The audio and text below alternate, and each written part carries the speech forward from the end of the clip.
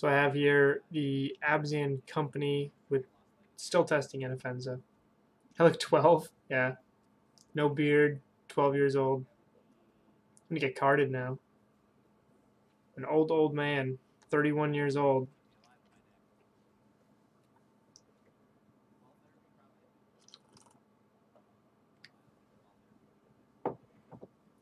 Anafenza is like the perfect. She should be the perfect card, but every time I run a league with her, unless I'm again it's like Hardened Scales or something, I just kind of feel like she's a little underwhelming. Yeah, goodbye, Flip Liliana. Her cost was too prohibitive for what she does. If she was only cost a single black, I would run her all day long. Yeah. So this hand's good. Let's keep a turn 3 win on the play.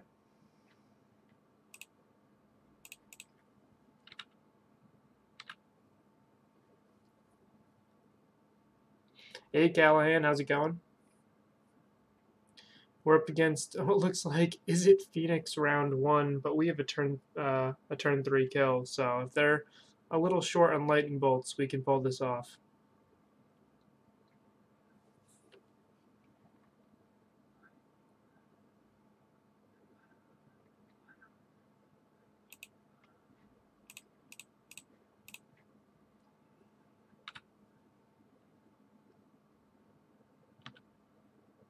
Thanks.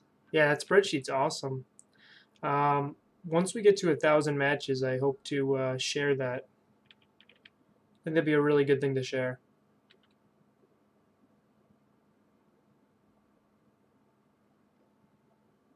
Manamorphose.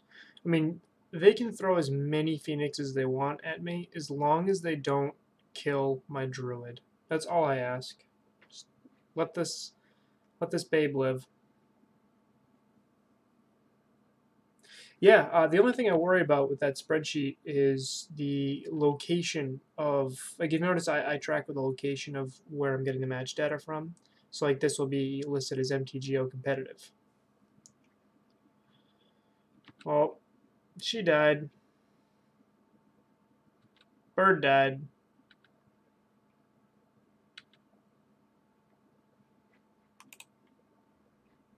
So I'm going to be listing this as MTGO competitive, which is useful in that where, like, my win rate against Storm is really high unless I'm playing against the best Storm players in the world. Like when I played against Caleb Schur or when I play against MTGO competitive Storm players, it's a little bit different than when I play in friendlies or FNMs or things like that.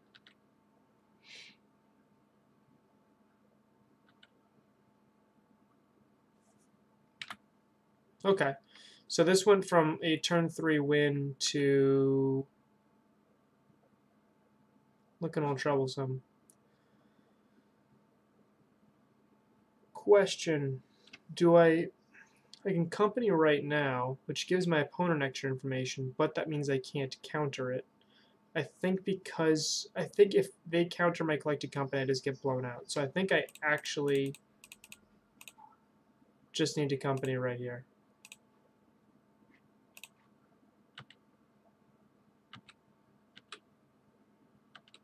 Yeah.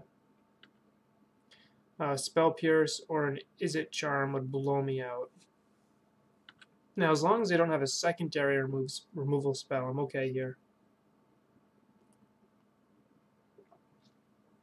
We try to be gooder here in the St. Doom train.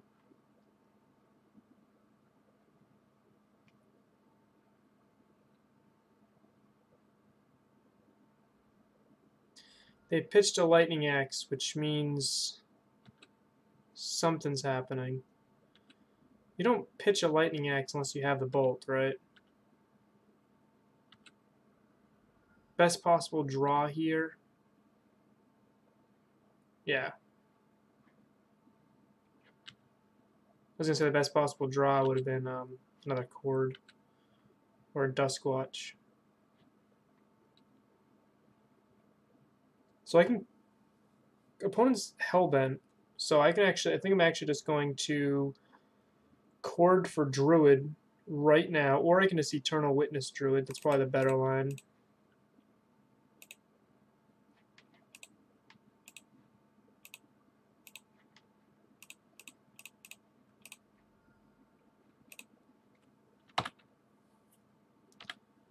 Still got the win on the table here. Yep. Absolutely right, Andrew. Because if I use the cord there, be a little rougher. This way I have an extra body too, so I can block. So I knew that they were getting at least one trigger with the Faithless Looting, but unless they draw into a cantrip here... Oh, come on, opponent. Kitchen Finks would have been a good draw there.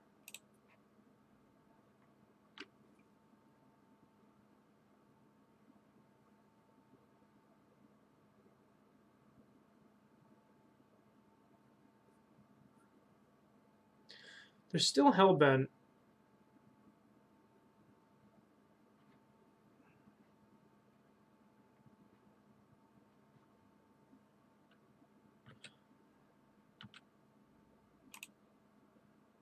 Cord from here is a pretty good line. I'm just thinking of what I could lose to from my opponent here.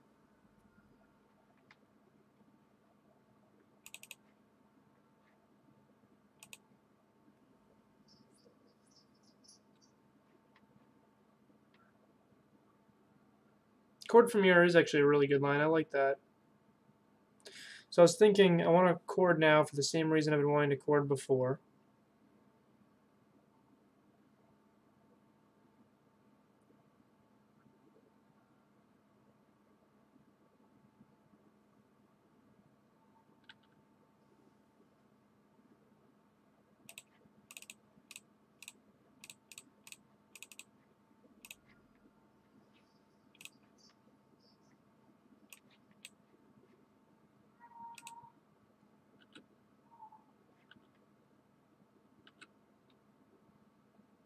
Could hold up cord, but I'm inclined to, again, I want to play around that Izzet charm.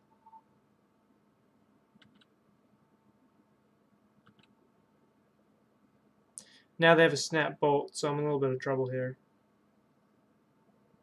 I mean, really just... I mean, I was in an okay spot because my opponent was in top deck mode for that whole time.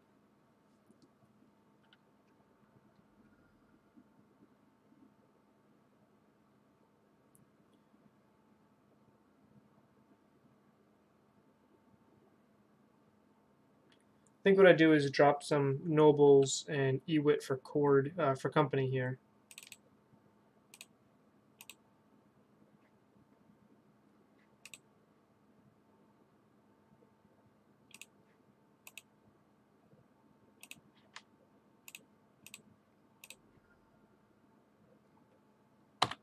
No attacks. Because they're going to snap bolt right now. If I hadn't attacked, I could have held up 1 mana. You're right. Yep. Attacking was probably a mistake there. Also, welcome aboard, WEC Sandbox.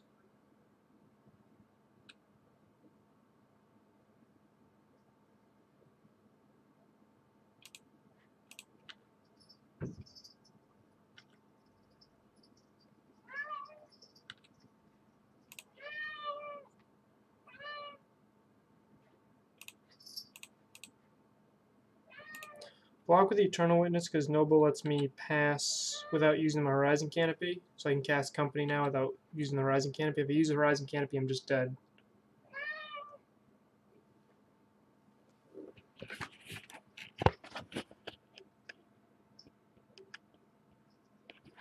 You guys got to catch a rare elusive creature there. The Sawyer Cat, live on stream. So I can Company here. I can't kill my opponent because they're going to bolt me. I'm actually inclined to Finks Vizier here.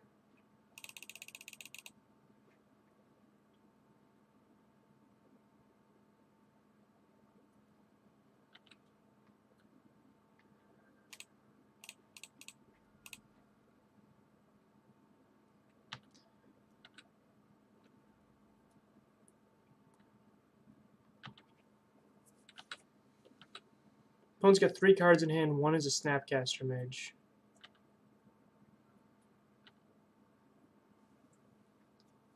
Yeah, I'm glad to have you. Glad to have you, WEC. This is a bonus league. So I have 2 Seers in my deck, right? So I really see no reason. Like if I company, I have a chance of hitting a Viscera Seer, which then would let me combo with Infinite Life. I can't combo with Infinite Life if Kitchen Finks is a counter on it, but I'm at 5 life, and I want as many creatures in play as possible to just mirror entity kill my opponent. So I'm inclined to block here. They're going to snap Bolt the Vizier, and I'm going to gain 2 life.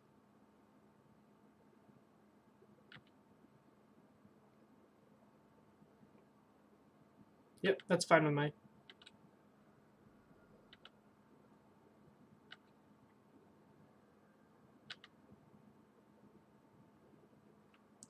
So I can make a bunch of 4/4, 2 4/4s and 1 3/3, so I can push through 7 damage to my opponent. That's probably not enough. So I'm actually just going to play Company here. Hope to hit something good. Haha, punished. If I hadn't, well, they had the Bolt anyway, so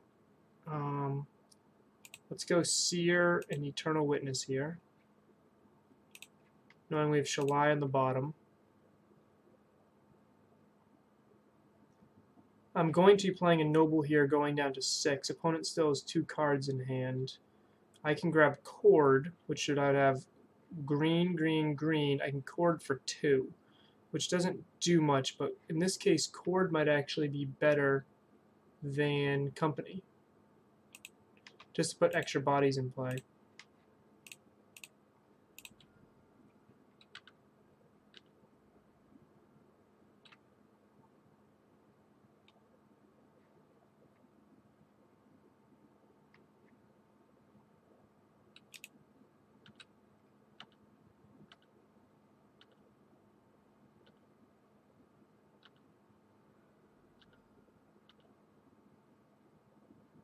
So I'm going to be courting for probably another Noble here, just to have extra mana to work with.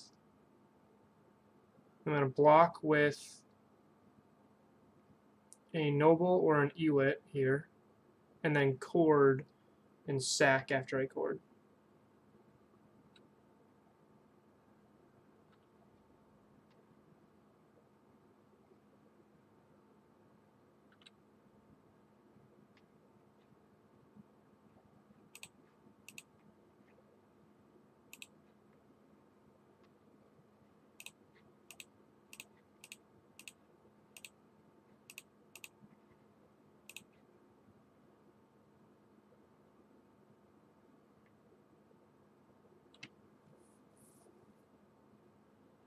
A Bird is a pretty good pickup here because Bird gives me flying, which can get over a Snapcaster Mage.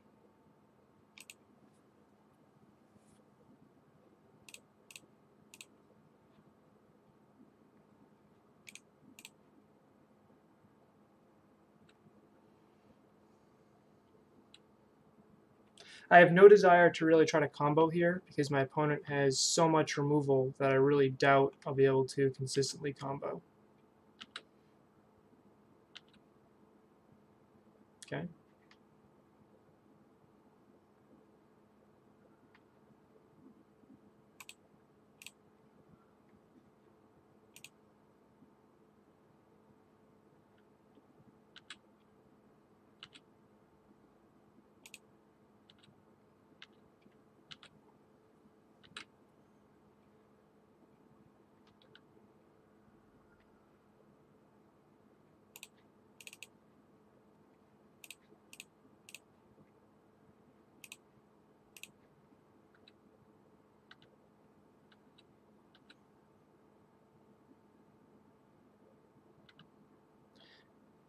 The reason I didn't play the fetch land there is I'm trying to conserve my life total. I don't want to die to a bolt. I know I could have, if I used the fetch land, I could have dug with Duskwatch. I just don't find that very valuable at the moment.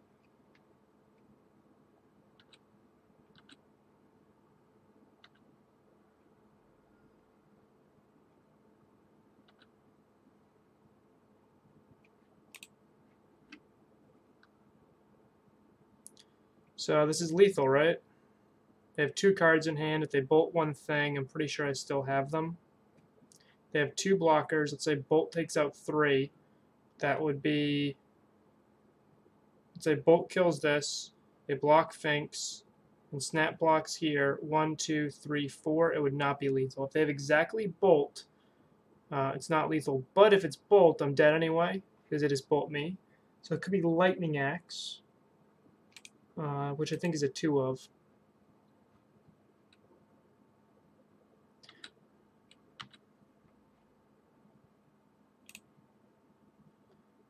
Either way, I'm pretty dead if I don't attack all the way in. What do you guys think? Let me know.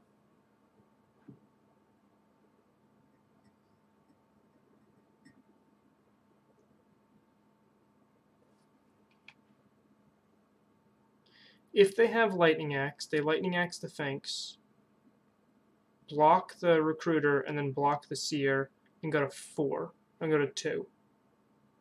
They aren't dead, and I'm dead in the kickback. If they have Lightning Axe, do I survive anyway? Let's do that math. So I would block... No, if they have Lightning Axe, I'm dead with the bird anyway. So if they have a removal spell, I'm dead anyway. So I might as well attack with everything here.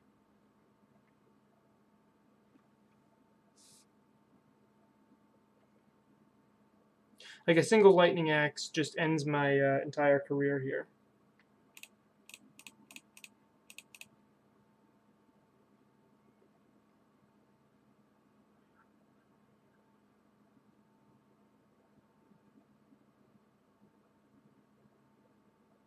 Got it. Game 1, versus Phoenix in the bag. This is our worst matchup. Our sideboard plan becomes very different. Instead of trying to be a devoted druid combo deck, now all of a sudden we take out the chords, which means we're no longer really a combo deck. We still have a combo, but we can't toolbox grab particular creatures. What instead I become is an Eternal Witness deck, which tries to load up on removal. They only run 8 threats, really, maybe 10. I saw Crackling Drake in the graveyard, so we have to worry about 4 Thing in the Ice. We have to worry about their Phoenix, but Thing in the Ice is a really scary card, and Crackling Drake will also kill us in one shot. So if we can chain together removal spells with Eternal Witness, we can kind of lock them out of threats here.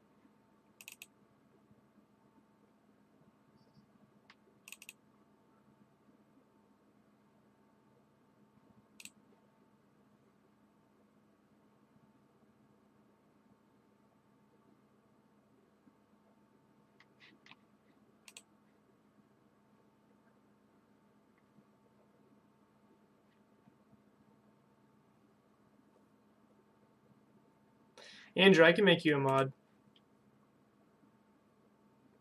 You can do that a little bit later on. Unless I can do it right now.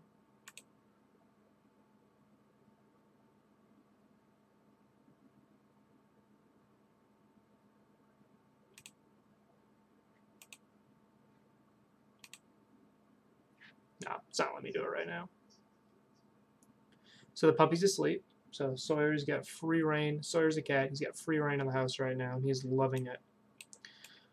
Post board, I actually don't hate this hand. It's very slow. But it's on my game plan. I have 2 answers. It's on my game plan of slowing them down. And I have 2 answers to the first 2 creatures, and enough lands to cast Collected Company. The rest of my deck's curve is low enough where with 4 lands I can draw and play pretty much any card in my deck. This is not a good hand, but I think I will keep it because it's on that path plan I was talking about before.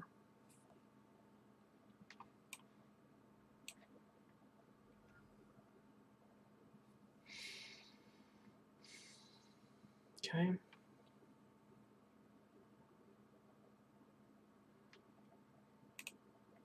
Well, hand just got a lot better.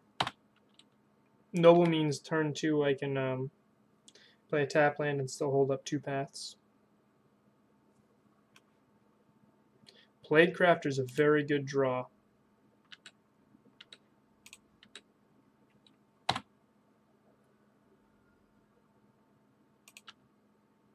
Never have what?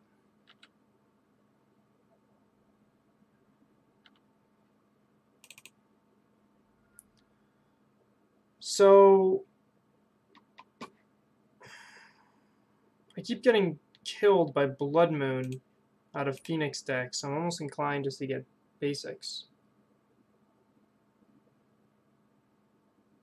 Never didn't have it.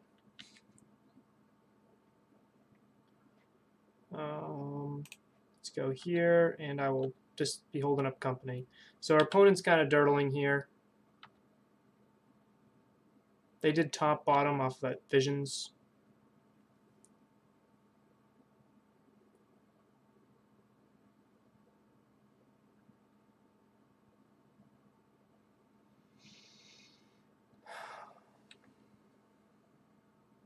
And this Phoenix deck is really good against creature-based decks.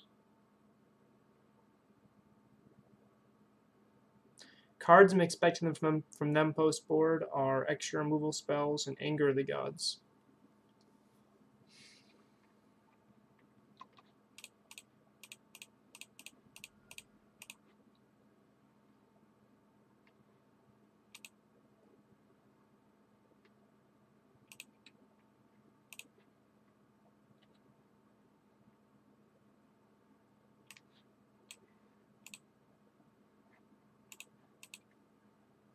Okay, so we didn't have a great company hit there with a Vizier and a Sin Collector, but we did knock a Flame Slash out of our opponent's hand, leaving them with a couple lands, a Snap, and a Crackling Drake.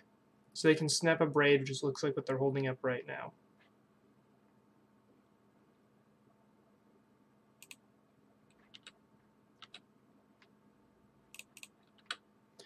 I'm going to save the Plague Crafter for the Crackling Drake.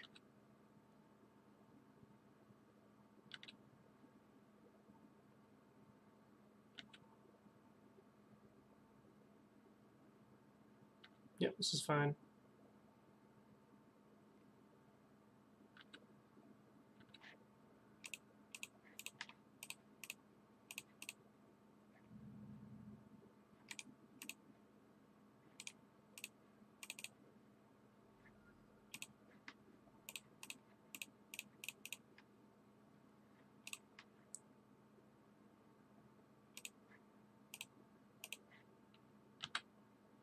So I can either Path or Plague Crafter this Crackling Drake when they play it.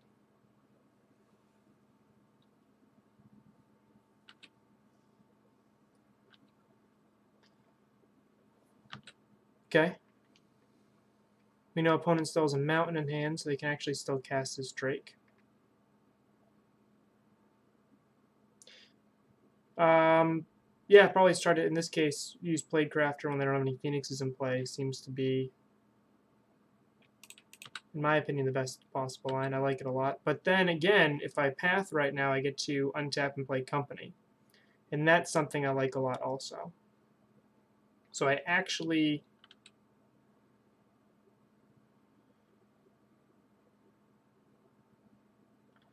It'd be nice to line up Plague Crafter and kill this Drake, but I want to be able to cast Company next turn. And the only way I can cast Company next turn is... I can't do both of these spells at the same time.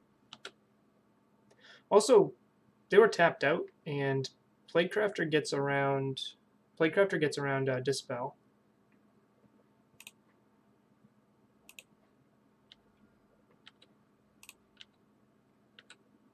My options here are I can play Collected Company now, when my opponent does not have Spell Pierce, Dispel, or Izzet Charm, but I could get run over by an Anger of the Gods. I think I'd rather lose to a counter magic than to an Anger. Plus, this way, get a little more information on what my opponent's running.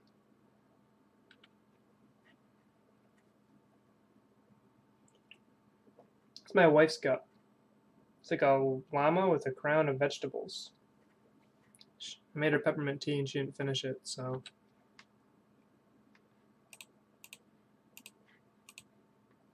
I'm pathing this so that if they dispel that, I can just still company.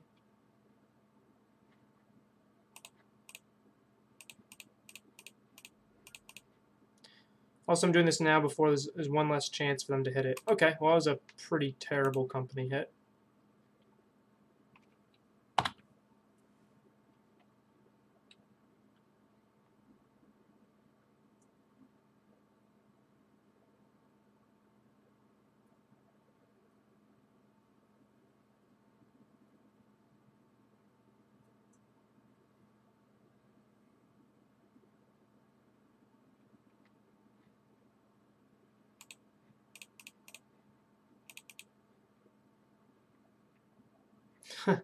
Okay. Well, I just effectively drew 3 lands because they're now no longer in my deck.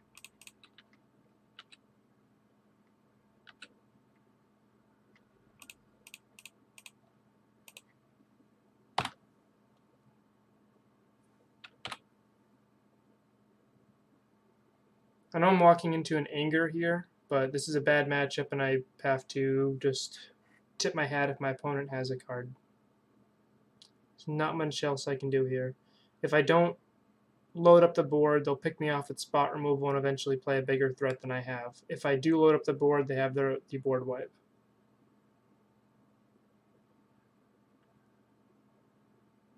I mean, if they have it, they have it for in terms of Anger of the Gods. I want them to drop a Thing in the Ice here, and then I can Plague Crafter. That's my ideal line.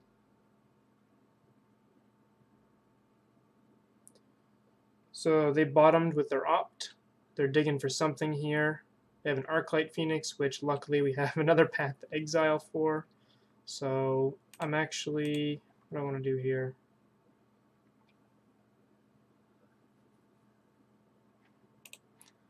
I'm going to Path to Phoenix to start.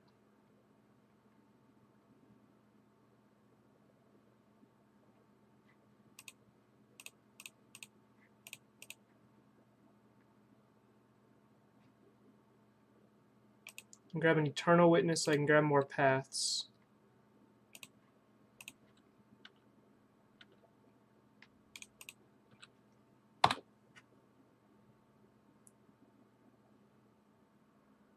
Knock our opponent down to 5. We're still at 12. They only have 2 cards in hand.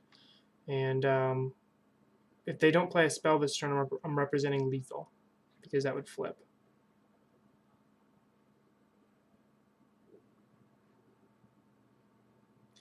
So the opponent, good to note, opponent does run Dispel.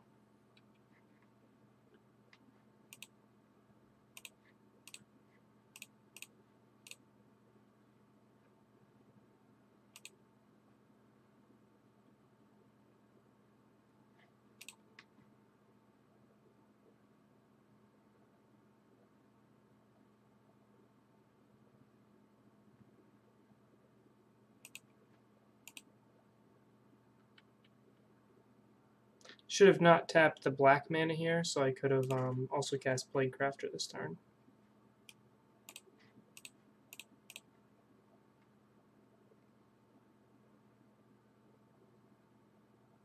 Yep, yep.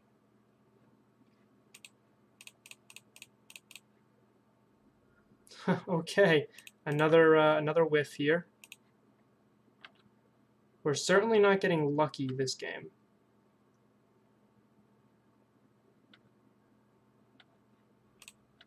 That's what I'll say about this game so far. We do have lethal. Our opponents at Hellbent.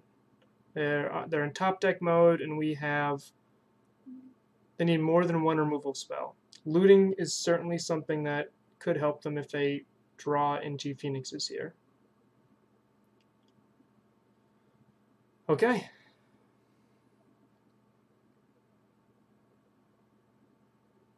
We got there. 1-0. Beat this Phoenix. Yeah, what's the delay, Entrails? Like how big is it?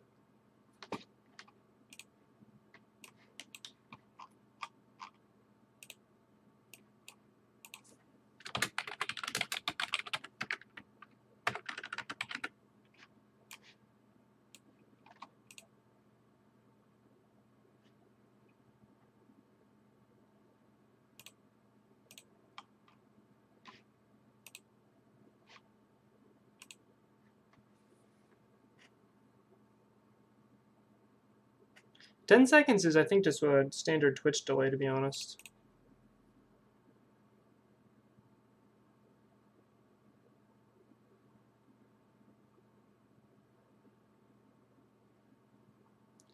So I want to ask a line question. I try to wait a little bit, which probably is frustrating for YouTube viewers who are used to me just talking it out and then doing it. So that was an up and down match last match. We had the turn 3 kill, and it kept looking like we were just going to keep getting it back, game 1, and just winning with fair beats both games. If any of these cards were a druid, this would be a snap keep.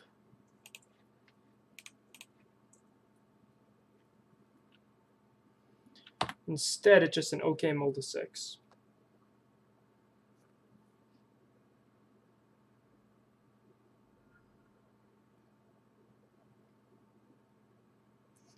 Is this Abzan Traverse? So opponent knows what we're drawing. They know we're drawing a Noble Hierarch. Yep.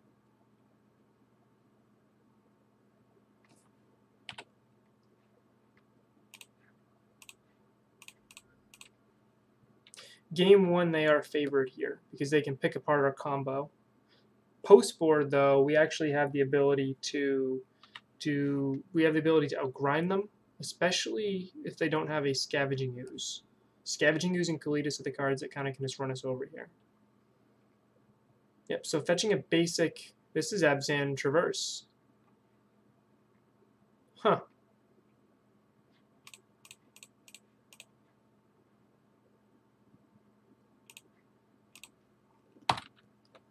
So I'm not going to block here because all of our opponent needs is an instant, and Grim Flayer has Trample, so what they should, or a Walking Ballista.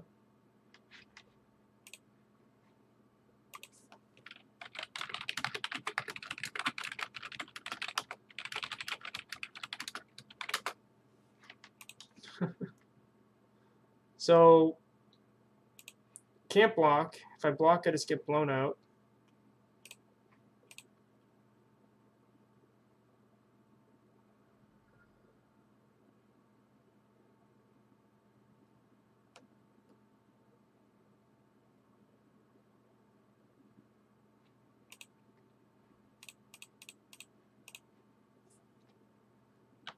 And since I'm not going to be blocking, I'm just going to might as well swing in here anyway. So this is Battle of the Abzan Mirrors here. We're facing Abzan Traverse, which is a deck I've played quite a bit, although we haven't seen white from them yet, but the Marsh Flats kind of points that way. And if you're running Grim Flayer without running Lingering Souls, seems a little awkward there. Okay.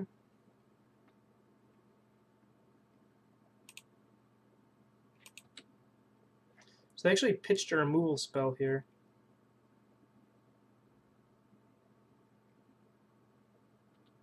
Okay.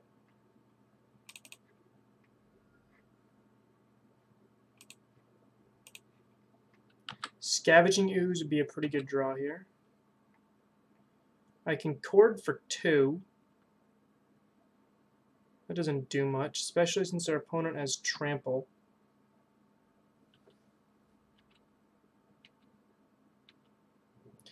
So my line here is Cord for Druid. Hope our opponent doesn't have any removal spells, even though they're sitting at the top of their deck. Not blocking, get a Druid, and then win the game if they don't kill the Druid. Yeah. So they've been setting the top of their deck. They actually pitched a trophy, which makes me feel like they have a Fatal Push in their hand.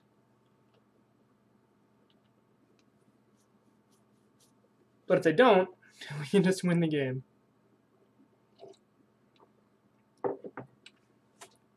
Collective Brutality would also kill us right here. With us being at 1 life. That's anywhere from a 0. Okay, so it's Fatal Push or Bust opponent.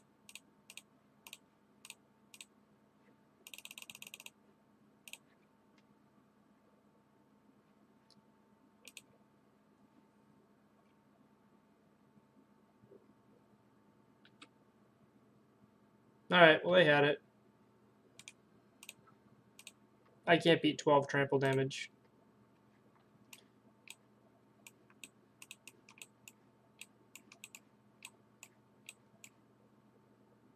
Plaguecrafter is probably not great. I didn't really see any white there, but against a Lingering Soul deck, it's questionable at best. Walking Ballista and Chords come out. What do you want Knight to hit, Entrails?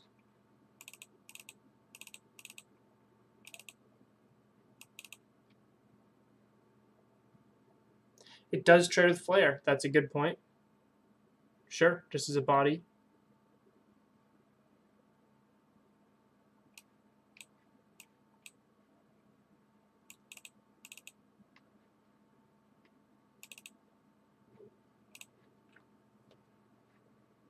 I feel like Plaguecrafter will be a little underwhelming here.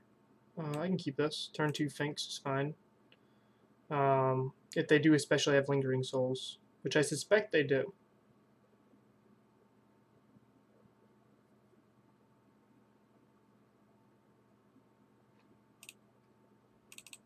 And if our opponent didn't have that Fatal Push, we could have pulled that game out of nowhere.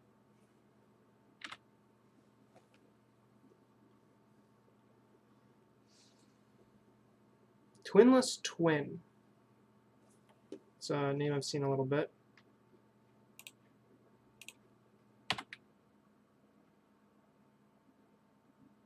Definitely played this opponent before, and they were not on Abzan Traverse the last time I played them.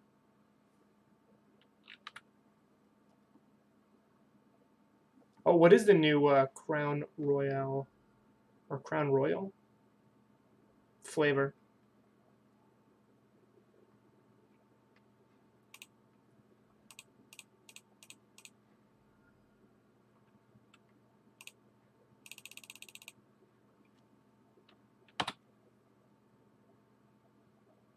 Peach. Seems interesting. What is everyone's favorite mixed drink? Or really just favorite drink? I'm a big fan of gin and tonic. I'm a big fan of makers and some sort of either cola or a ginger ale. Our hand's pretty redundant here with 2 Eternal Witnesses in it. So taking an Eternal Witness is actually a pretty big deal.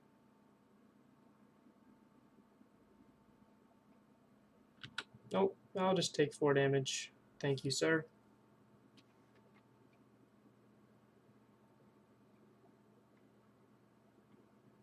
Old Fashioned or Whiskey Neat, both are good choices.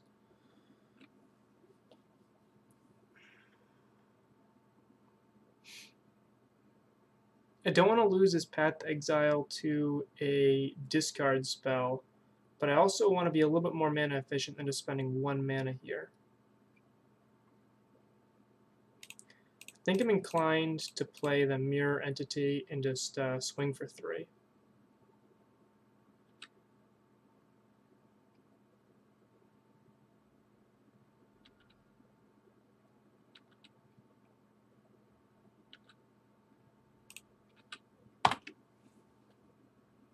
Bet you they're going to Fatal Push that Mirror here.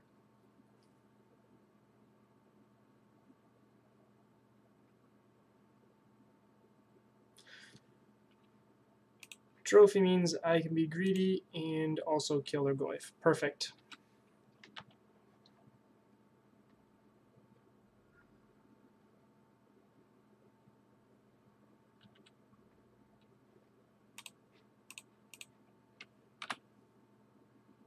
I'll only get punished here if they drop a Skooz right now, because Skooz would kind of destroy everything I'm trying to do. But Abzan Traverse actually runs a little bit less. Actually, they're just green-black here. I haven't seen any white yet.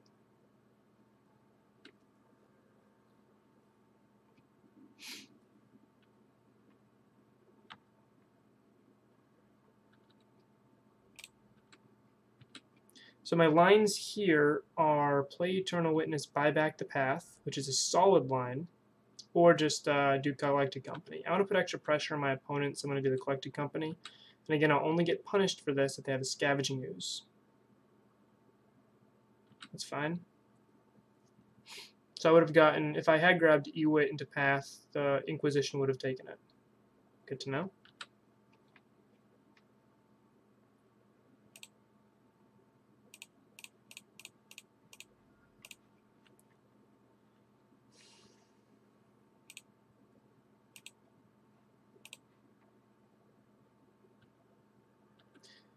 Top deck of Gavney Township, and we win the game.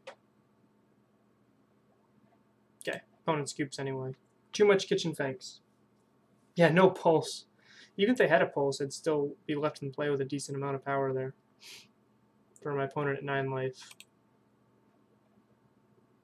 Actually, I'm going to cut a Knight of Autumn and bring in a Plague Crafter. I didn't see any Lingering Souls, so Plague Crafter can nab some troublesome things here.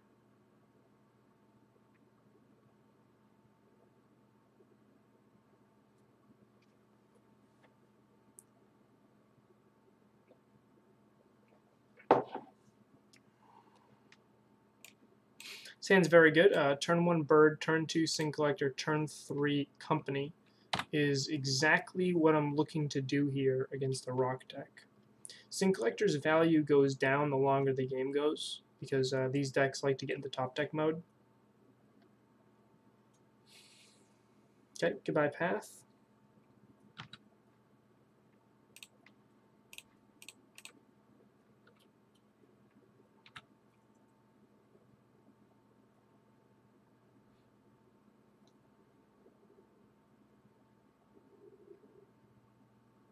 Okay, goodbye Company.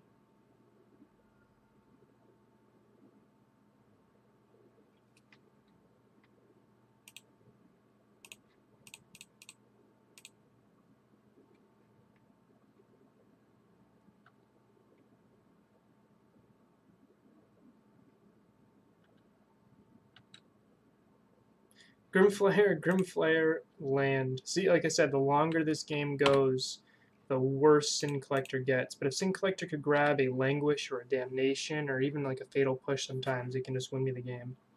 Just an extra 2 for 1.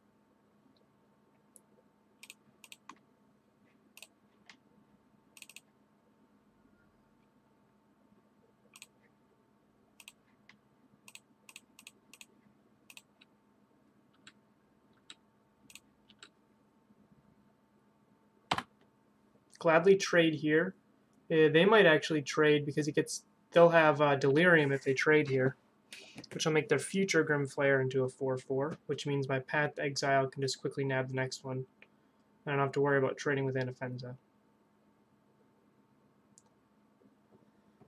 Because they have instant, once their creature hits the grave, then they'll have Delirium. Although they shouldn't block because they just play a fetch land next turn and they have Delirium anyway. They'll have instant sorcery, artifact, land. I like that the opponent's thinking about it though.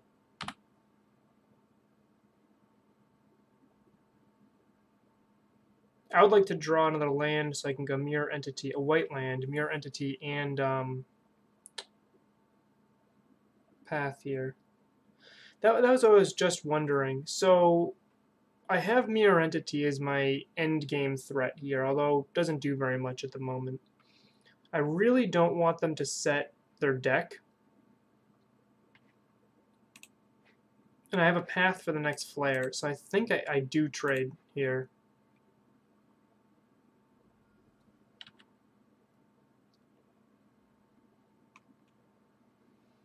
Yeah, so their threat is they have a Grimflayer and a Treetop Village. Mine is a Sin Collector and a Mirror Entity.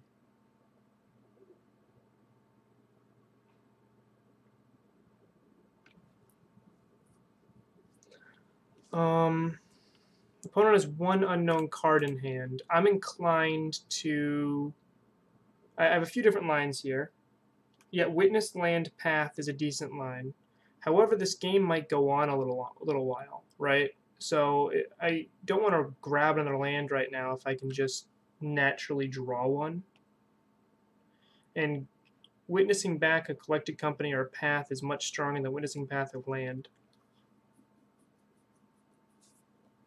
I like the line entrails. That's actually my first inclination was, oh, I can double spell, and the next turn I get to cast a Mirror Entity, and then I'll have 3 creatures in play, and it's a pretty quick clock.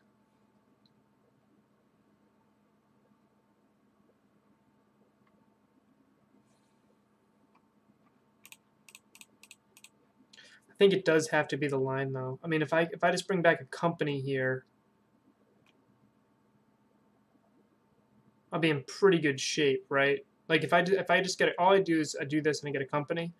I really just don't want Grimflayer to connect. Yep, more land does make entity stronger, although company is very good, and I'll eventually get one more land. I am going to grab the land, though, because the reason being is I want to kill Grimflayer. That's my priority.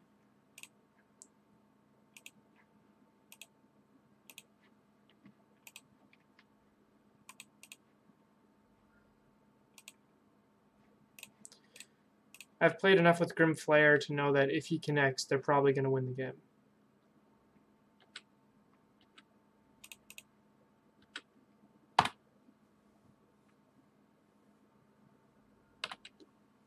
Opponent has 2 cards and a treetop in hand. I have 2 useless creatures. Alright, they're just going to go in for the beats here instead of block. That's interesting. They're getting aggressive, which means I feel like they have some removal spells in hand. Or another threat. Okay. Path would be a great draw. Company's maybe even better.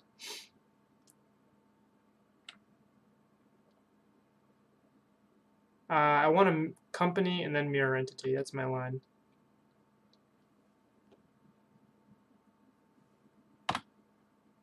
That's a really good draw.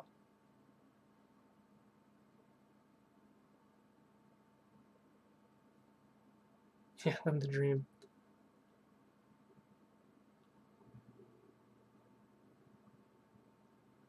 Opponent's holding priority here. I'm not sure why.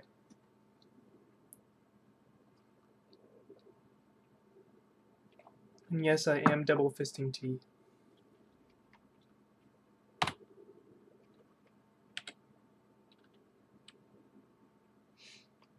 So they don't know what my hand is. I drew the mirror entity after they thought seized me. I'll then commit to the attack, and then I will cast company. Get a very good one here.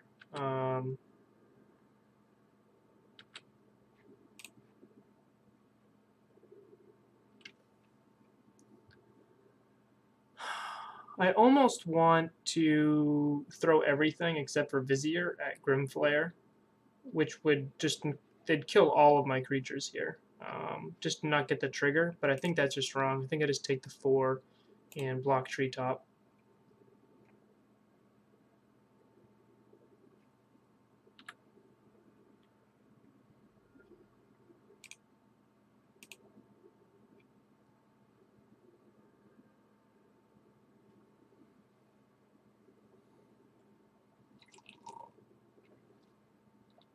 Yep, I kill one of their threats. Treetop Village is a threat. More importantly, I kept a lot of creatures in play for Mirror Entity.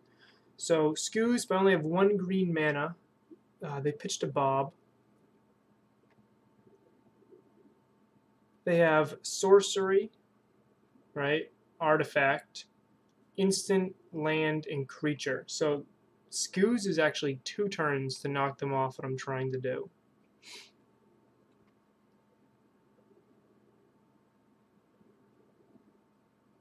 They're at 13. I can swing right now for 4, 6, 9. Put them down to 4. Yep, that's a good line to kill Flare. I actually want to keep the Kitchen Finks back, I think. And attack with these 3. Put them down to 7.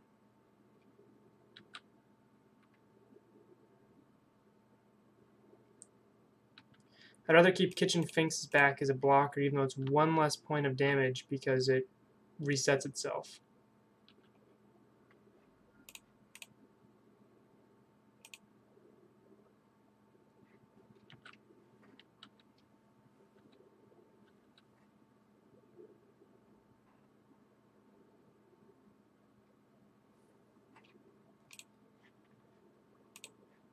Well, that happened.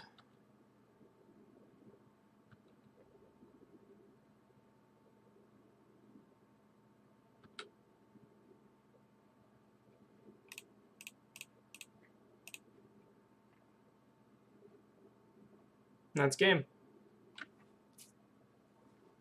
Good game. So 2-0. Played Phoenix and playing very interactive opponents so far. So that's really nice. I like that. I'm gonna grab a drink.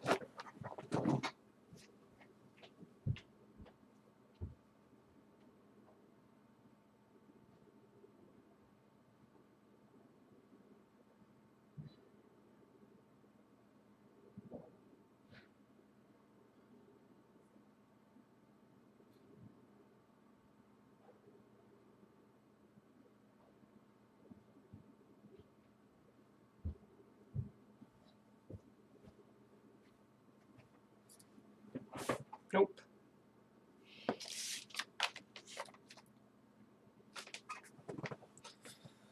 So what does everyone think of the matchup so far, the deck? I mean, we haven't had any extraordinary company hits, but we're still winning because the deck can grind very well thanks to Eternal Witness in that plan.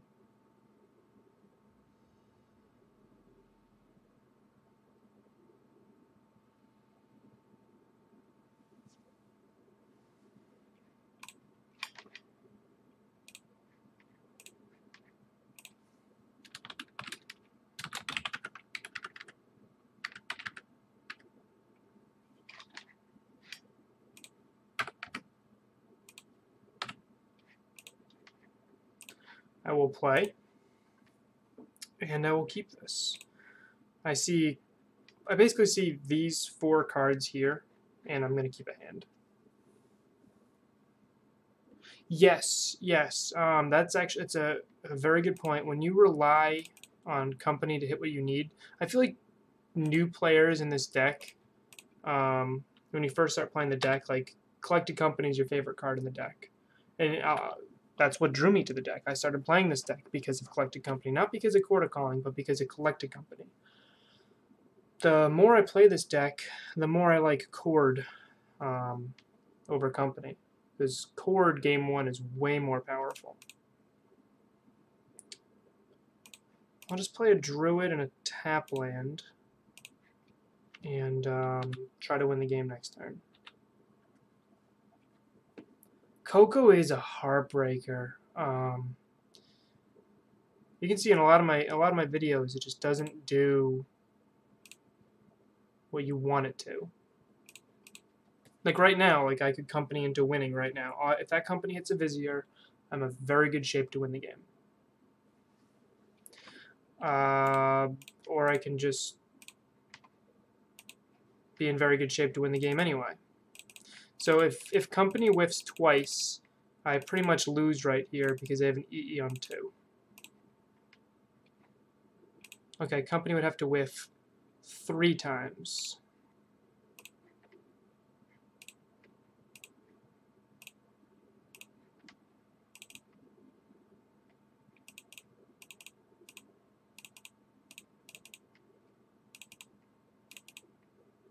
I have the option here of Viscera Searing to scry a little bit too. I gain infinite life. This is over.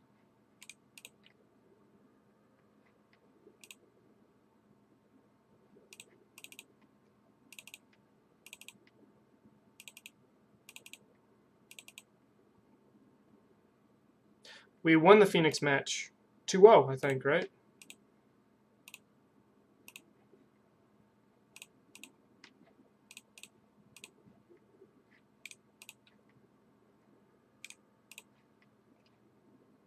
So I am scrying to get a win condition to the top here.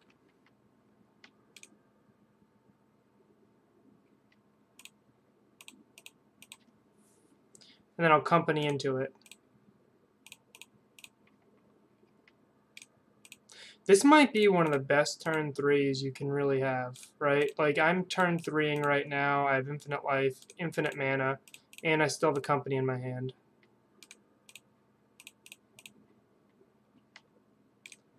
If Shalai was a company hit, that would work.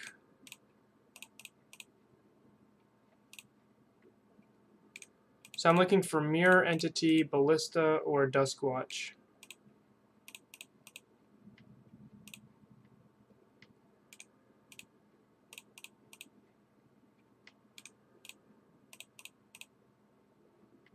Why is their opponent still playing? They want to see how we win, or I'm just... I guess it is nothing to them at this point.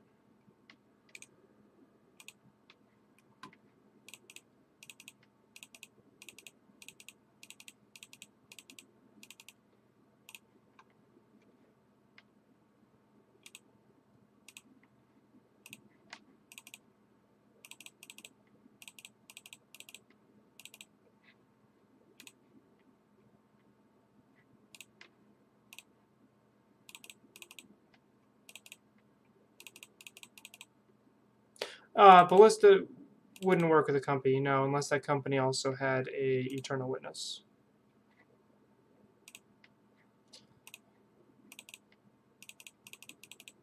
So, Justin David, welcome aboard. I think your first time here.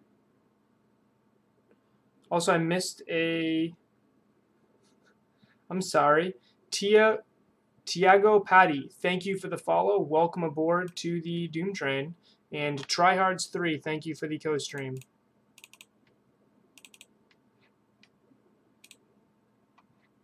Alright. So this wins us the game.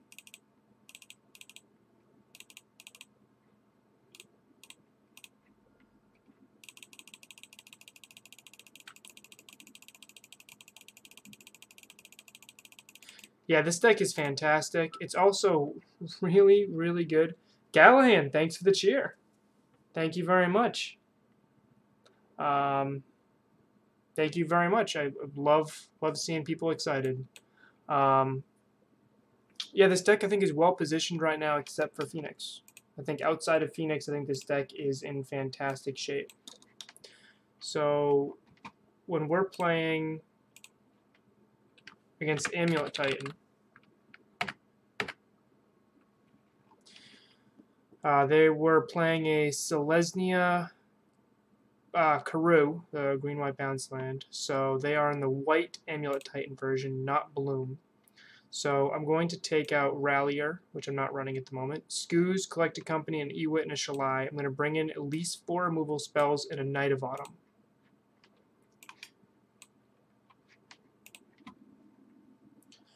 So the cards I'm really worried about off of them are Walking Ballista, EE, and Path to Exile because they're the white version.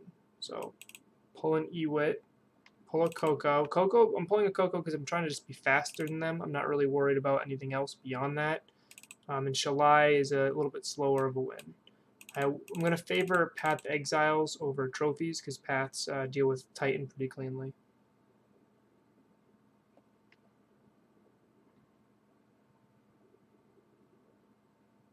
Trying to think of anything else I could bring in here, and I really don't think there is.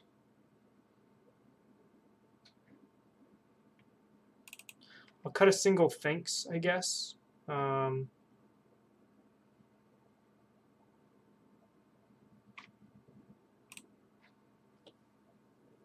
I'd like to bring in Trophy also, but the Infinite Life combo is just a really nice way of winning here. And I bring in 6 removal spells against Izzet Phoenix because Izzet Phoenix has threats that interact with my threats. I don't care about any threat they have except for Walking Ballista and Prime. And they're slower than we are. They're actually... I've played a lot of Amulet, and the way they should approach the matchup is as a control matchup. Just try to slow us down.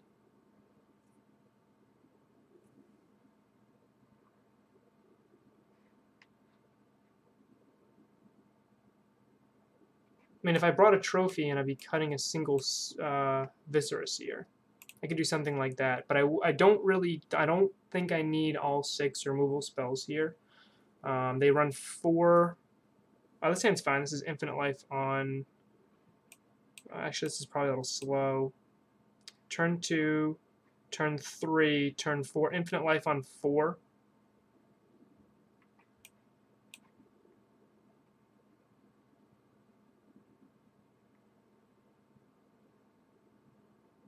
This is probably fine. They're trying to keep a hand with a turn 4 Titan. Blue-white control is, I went on a little rant on it in the last stream, Justin. I think blue-white control is a lot like Tron. What I mean by that is I don't think it's as difficult to pilot as people make it out to be. People make out blue-white control, it's got control in it. It's got to be a highly skilled deck. But I really think blue-white control is you just play the answer. All the answers are the same. It's Terminus, Cryptic Command, Path. Probably should have been Garden turn 1. I realized after I cast it, I kind of went on autopilot there. I will say one thing about streaming is it's a little bit more difficult than just playing normally. And the thing that I usually lax on, as you've noticed twice already this stream, is my brain kind of just goes into autopilot for something, and that something is land sequencing, which is something I try to take pride in myself for, but it's very difficult to read chat, look over here, read the chat, look over here, watch, notice how many cards my opponent has in hand, try to figure out what they're doing, make my own game plan, and sequence my land. So I usually get a little lazy in that part. So absolutely, I made a mistake there.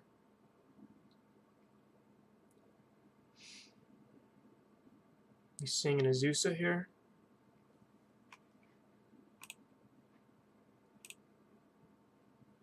Yep, okay. So they're having an exceptionally fast hand right now.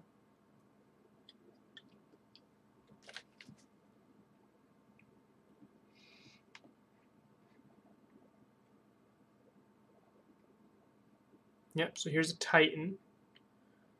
Titan is going to grab a Boros Garrison and a Vesuva copying Slayer Stronghold so they can attack with the Titan.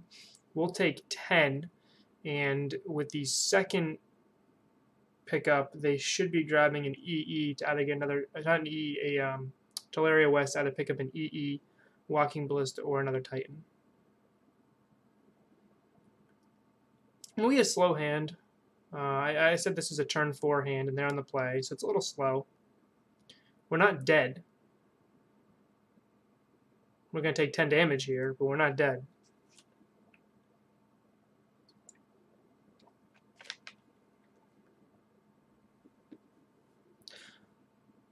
We play a budget version of blue-white. I mean, so when I say blue-white control, I mean Terminus, Jace the Mind Sculptor, Teferi, Cryptic, Colonnade.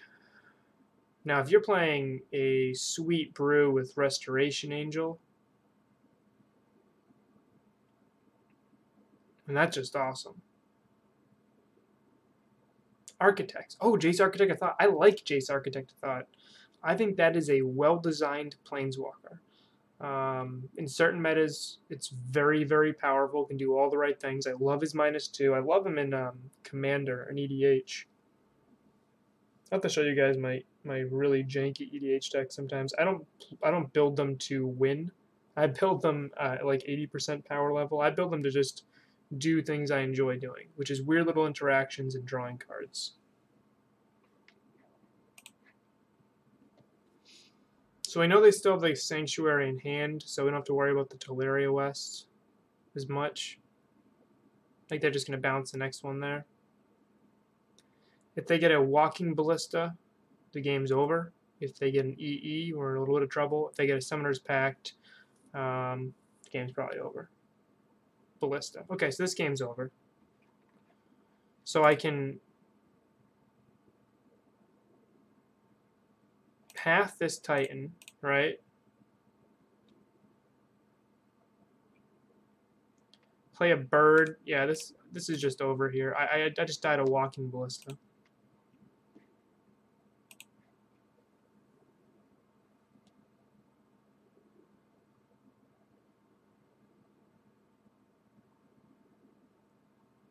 Gideon is awesome.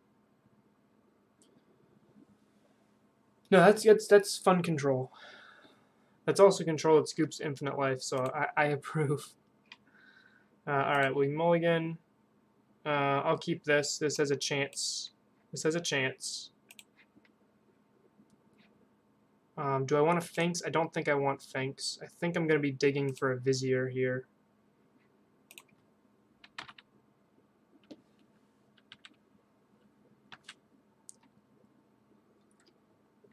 So we just are accepting the fact that if our Titan opponent, who did not mulligan, has a turn 2 win, which that's the perfect start to get a turn 2 win, that we just lose.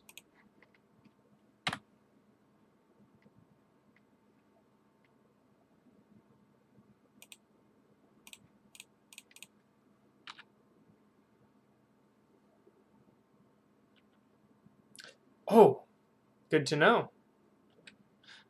I'm having a Magic Hat number 9, not quite pale ale.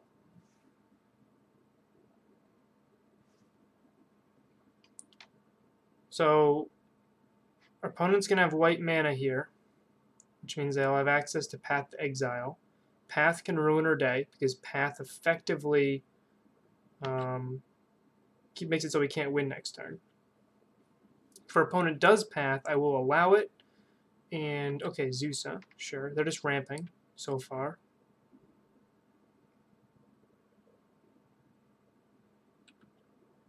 Normally when someone paths, I pause and I say, do I want the land or do I want the druid in my graveyard? And in this situation, I want the land so I can company next turn.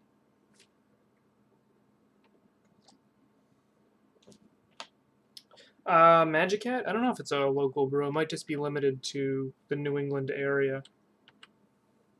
I'm not sure. It's all around here. It's at the bars and everything else. So Ballista on 2 is certainly a pain in the butt. But it makes it so our opponent doesn't die.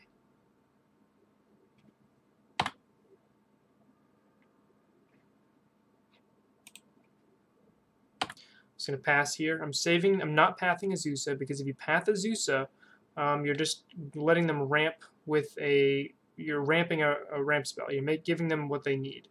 If you want to save your paths for things that kill you, which are walking ballistas, Academy Ruins. Man, I was running that in my Titan list, and everyone told me I was crazy. I want to save my path for their Titans and their ballista. Unfortunately, now they're gonna have another ballista, which is a little bit troublesome.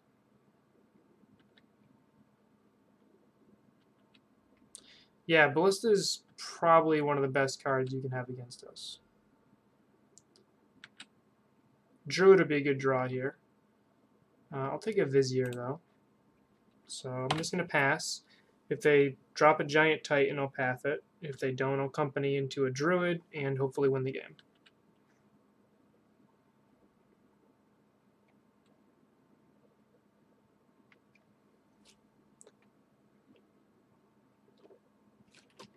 Opponent's got 3 cards left in hand.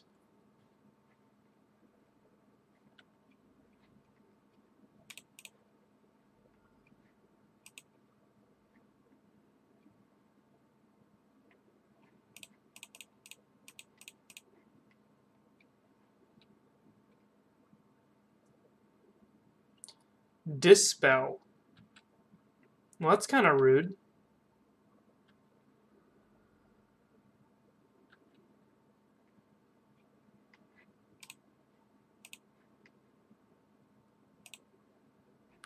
Yeah, I don't know if we can win this.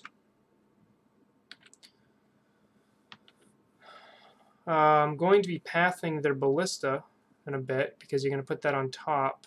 And unfortunately, they can just keep doing that. I think this is actually a situation where we're going to lose one of our better matchups. Because ballista is not exactly something I can path, and Academy Ruins makes it so they can just keep bringing it back. So this is actually a pretty rough spot we're in. They're just going to make a giant ballista. The reason I didn't play Vizier is Vizier would just die. I played Noble to at least somewhat progress my board.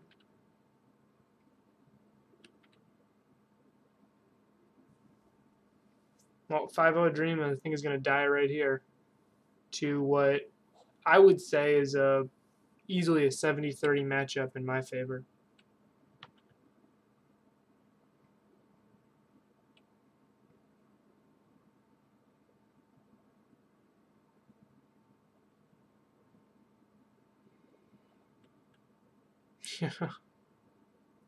So they gun down my board, right?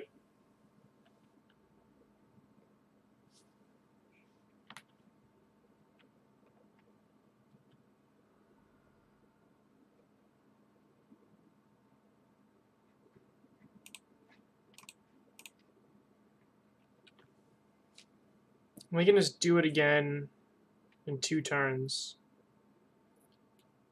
So it gives me a small window here.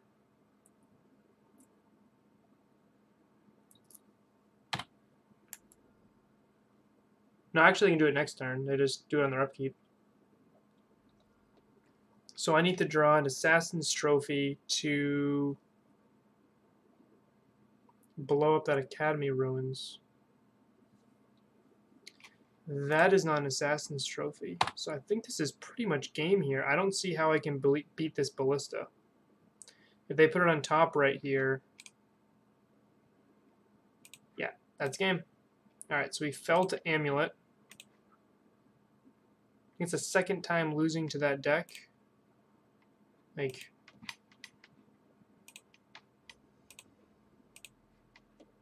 ever, I think, with Coco.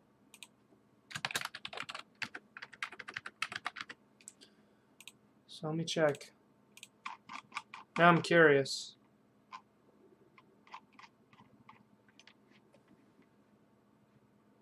I'll check later. I think it's the second time out of like a good number of matchups. This hand's fine. Opponent is Misplaced Ginger. Definitely seen that name before. This looks like a Phoenix matchup. I'm now 8-2. Thank you, thank you. Yeah, I was like, I'm pretty sure. And my other loss, thank you for confirming, Callahan. My other loss, I believe, was in a MTGO competitive league, and that's the only time I've ever lost to Amulet. I've played them at IQs, I've played them in friendlies, I've played them plenty of places, but the only time I ever lost is in the competitive queue.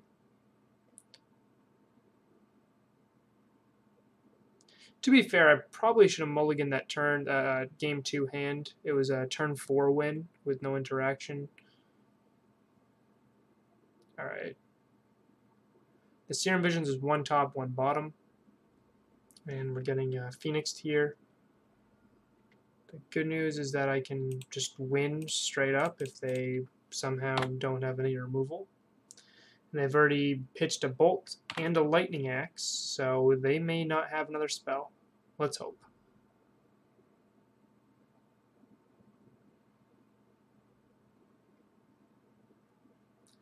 Oh yeah, here's Snap Bolt. So my new plan is to try to gain infinite life. Sure, Surgical Extract my Druid. It's not a Vizier, it's just a Druid. So my next line of play is I'm going to play Kitchen Finks. And then I can try to, if I keep drawing some lands, I can gain infinite life. Thanks for inputting that data, but what's isn't my win rate against Shadow? People keep telling me that Shadow is a bad matchup, and I keep going, I'm not sold on that. I'm really not.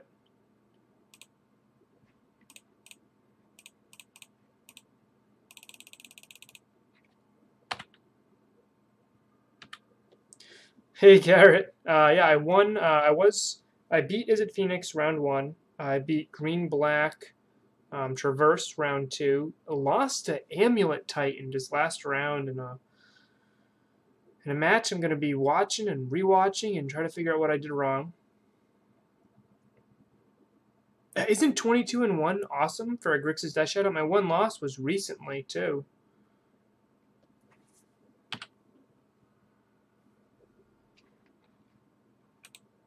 Okay, so that's Vizier, and then I can go green, green, green. Yeah, we just win the game here. Unless they have a Surgical in hand. They already played 1. Oop.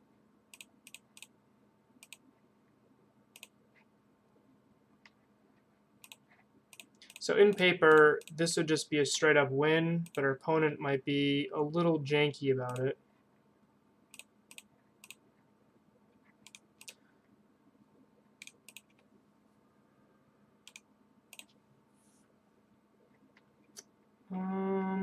Eternal Witnesses, I have plenty of Eternal Witnesses.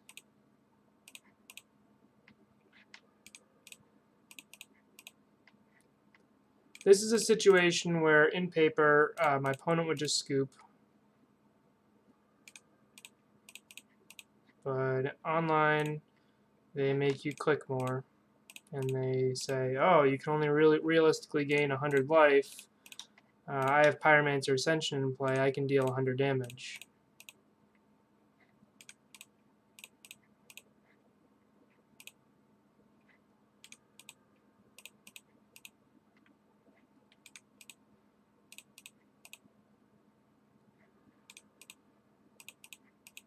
They could have Jace, that's true. That's what happened at regionals for me. Had a couple Path to Exiles in my hand and Eternal Witness, and I felt pretty confident I could beat my opponent.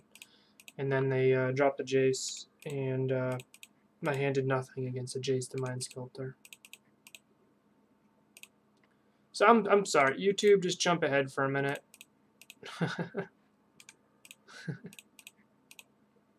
How is this as a viewer watching me click?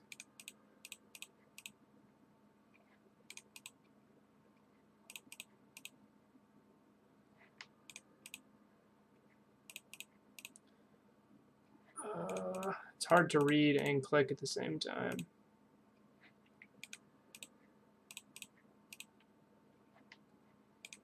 So I usually just do this till I hit 20 minutes, to be honest. It should be another 2 minutes. I really don't want to do this for 2 more minutes, but I also don't want to lose the game because I didn't do it enough.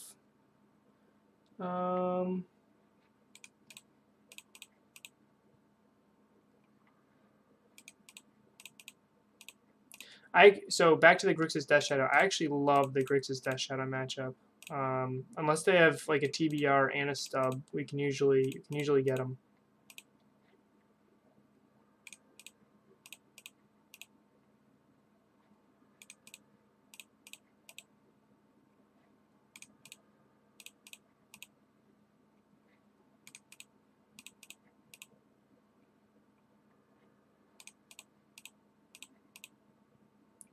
I think I have a couple videos actually on YouTube which showcases the Grixis Death Shadow matchup. No, I don't think it's that favored. Like, I don't think it's 22-1. I think that's a matchup that I'm very prepared for because I played Shadow and I play tested it a ton. It's also a matchup my opponent's not as prepared for. They see a combo deck game 1, which they're ready for. But then post board, we're more like humans than we are like a combo deck. We have that same Eternal Witness Path to Exile loop, which can just end their day.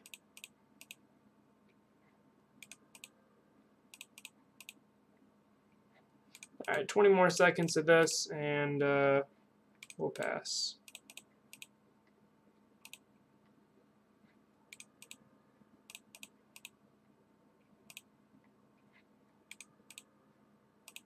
Ten more seconds.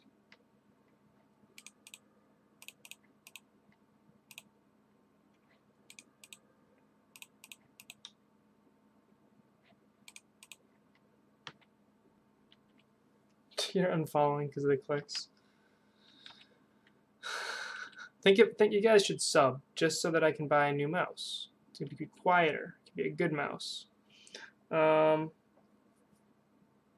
Okay, Manamorphose.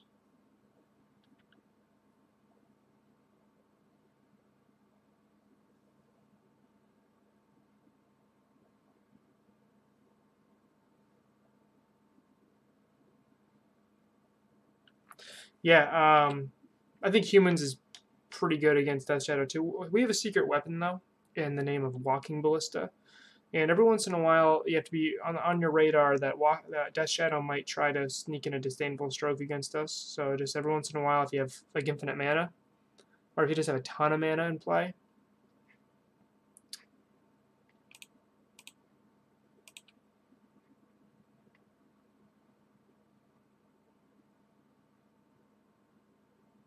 So if you just have a ton of mana in play, where's the next bolt going? That's fine. You can actually cast Ballista just as a 2-drop, a 1/1, and then you can pump it after to kill them. Because they cannot Stubborn Annihilate it, but they can Disdainful Stroke it. Which they shouldn't bring it against you, but I have had a Death Shadow opponent bring it in against me, so...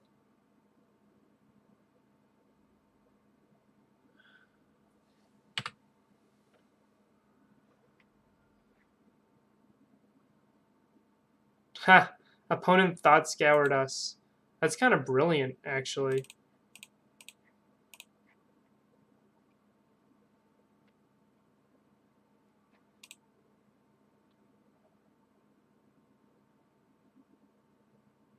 I'm going to grab a Company here. I think it's more powerful than just grabbing a Vizier.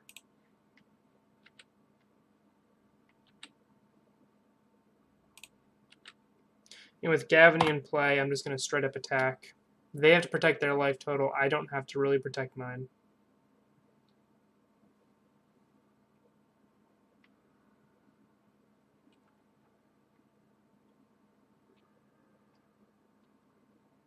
Yeah, this community is great.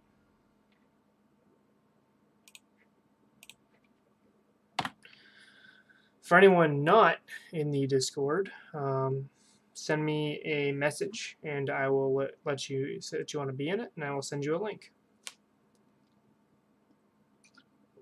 Opponent's got to be running out of lightning bolts. I think their strategy this game is to clock me, or make me use as much clock as I can to kill them, because I'm at 119 life.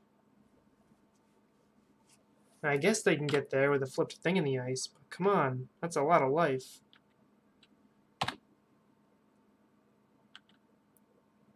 One card in hand, now two.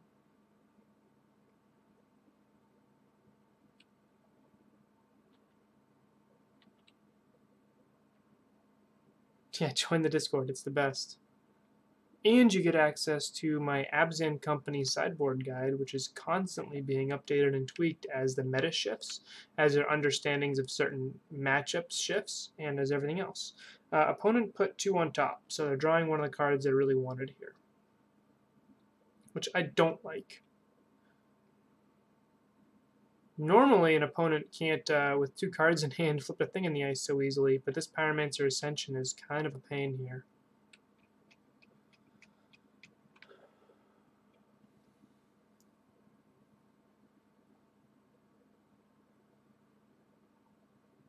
Oof. Why would they Thought Scour you? The square to the top, it really stinks. I gotta actually pay attention to the clock. So they're gonna flip thing. I'm going to Company after they attack, see what I flip into, and go from there. Opponent bottomed with their first opt, and bottom with their second. No, their plan is straight up here to actually deal 100 damage to me. I just have to deal 15 damage to them. That was a really cool interaction. They actually get to pitch the Izzet Phoenix that is bounced here and a snap back to their hand. Actually, there wasn't a snap in play. Forget that I said that.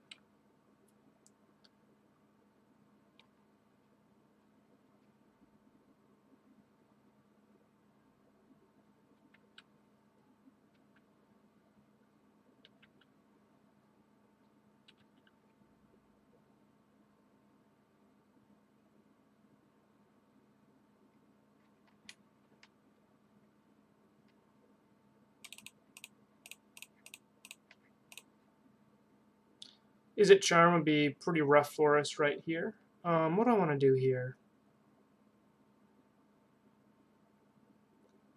I think I actually want combo pieces.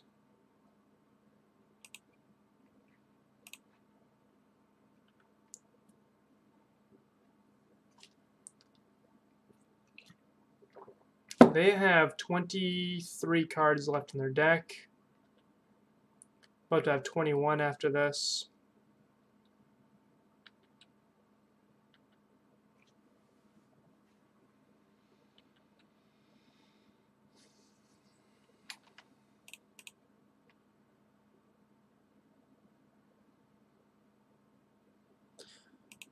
Justin, I'm not sure. I'm a little forgetful. Thank you for the follow if I forgot to mention that earlier. Thank you very much. Welcome to the Doom Train. Welcome aboard.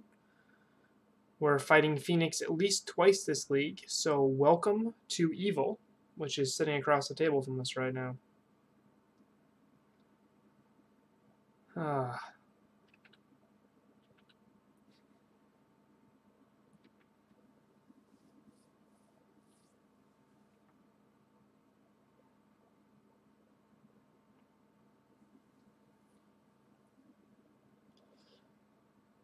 Do you guys have dogs? I want to know what type of dog you have. I'm curious. I have a little black lab. She's snoring. Bet you if I went upstairs right now, if I could bring this camera upstairs and check on her, I would right now, and you guys could see how loud she snores.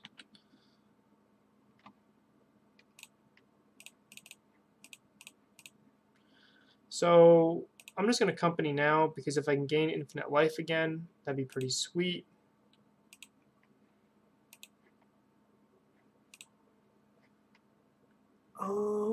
I could play a... Opponent's got 6 cards in hand. I could play a bird here. Go a bird just to make Mirror Entity more valuable. It's not a terrible line.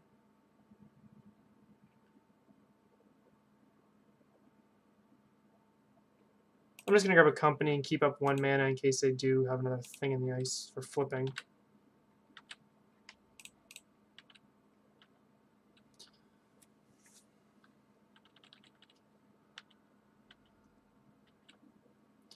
As long as I win game 1 here, I'll be happy, because their opponent made me play out infinite life, which is their right. It's my mistake for playing an infinite life combo that's not actually infinite. I hope they target themselves. Oh, they're targeting me. All right.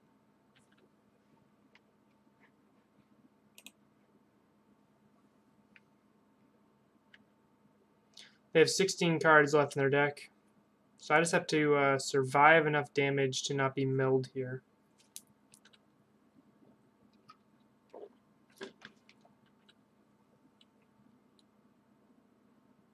"14 cards left in their deck.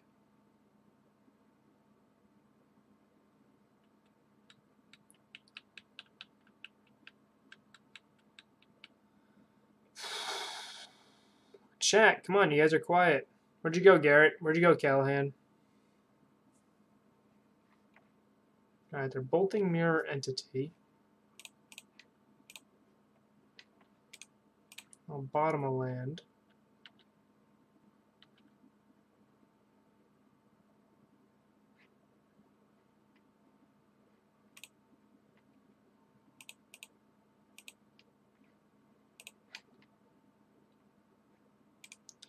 I'll bottom a Vizier. And then I'll just F6 here.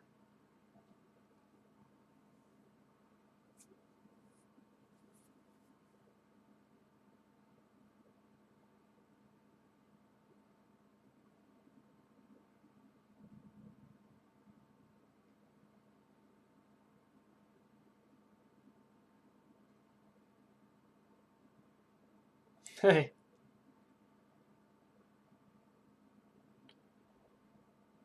So opponent can probably deal enough damage to us before they mill themselves, as long as they don't cast any more spells.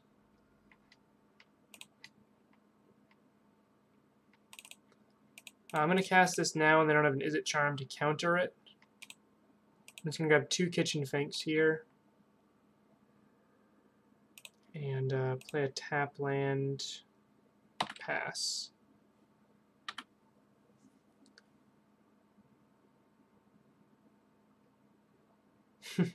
I tinker with spreadsheets all day long. It's all I do. So Crackling Drake is actually one of the few cards that they have that can actually end my day here. Can deal, because I only gained 100-something life.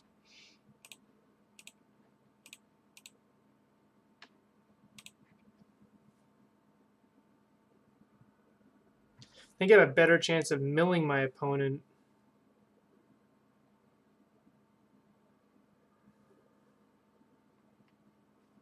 than I do of outright killing them.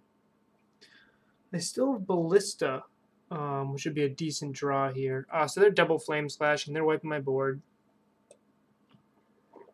Okay, so play a land. I can Eternal Witness Company, or I could just Eternal Witness Sphinx. I think that's probably a pretty good line. But I'm going to take 23 from the air, which is way more. So I might just want to just go a bird here.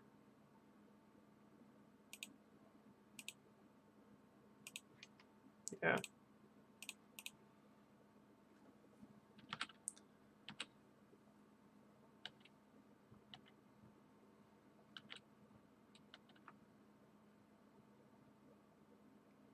Oof. Are you on MTGO right now, Entrails?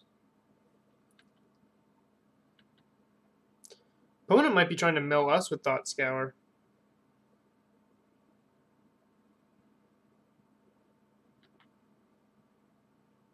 Okay, there's Walking Ballista. That was one of our potential outs to try to ping some damage to our opponent. This is game 1 still.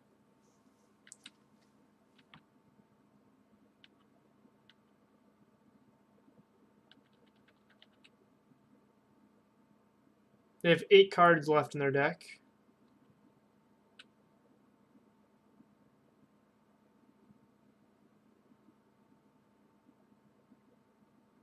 Seven. So gut shotting my bird. So in response, I'm gonna cord. Do I have another bird? 1, 2. Yep, I have 1 bird left in my deck. I should have waited till after the Pyromancer Ascension wore off. Crap. That was a mistake. Yeah, that'll do it. I'm going to lose this game despite the fact that I should have infinite life. That's what's really painful for me.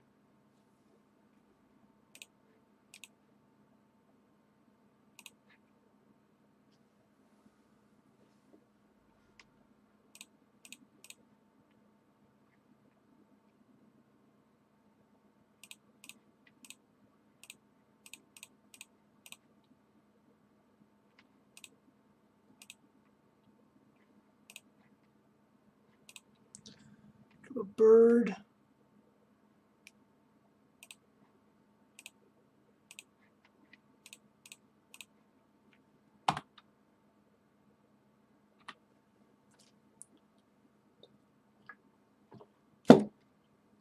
So, Days, you missed. This is game 1. I put myself at 120 something life, said, that's probably enough, right? So, I don't think I can kill my opponent here. I just have to survive 6 more turns, which I don't think I can do. Because I have a 26 power Crackling Drake. And that's game. I should not have lost this game. I lost this game because of MTGO. This is one of the ones I have to mark on my sheet where I have infinite life. Did I make a punt? I don't think I made a mistake here, other than I corded a second too early. I lost this because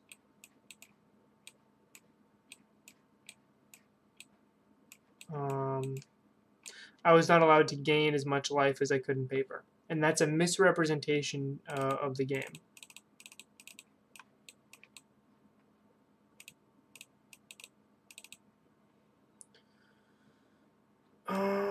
They're definitely going to bring in surgicals against me, so I'm going to side out a bunch of the combo. MTGO punted, yeah. Like, if I win game 2, do I count this as do I win this match? Because technically I should have won game 1. There's no way my opponent could have milled me to death before I killed them. I don't know. They should not have been able to deal lethal damage to me. And they did.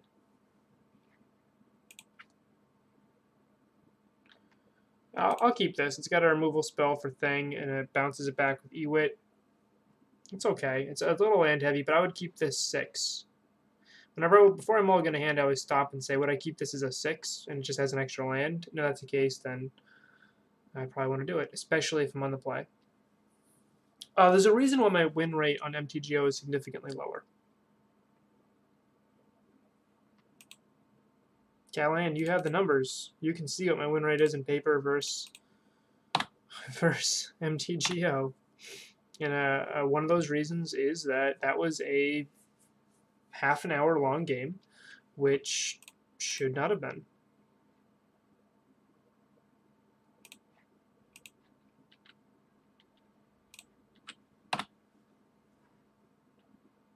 I took 13 minutes. My opponent took about the same. So, honestly, that game should have been, I have infinite life. Can you beat that?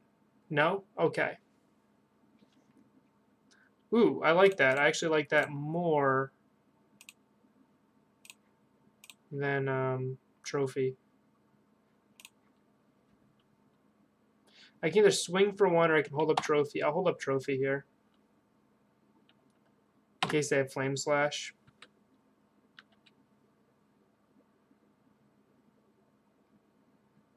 Hey, Juggernauts. Nothing unique is still the Anafenza. Testing the Anafenza on the board.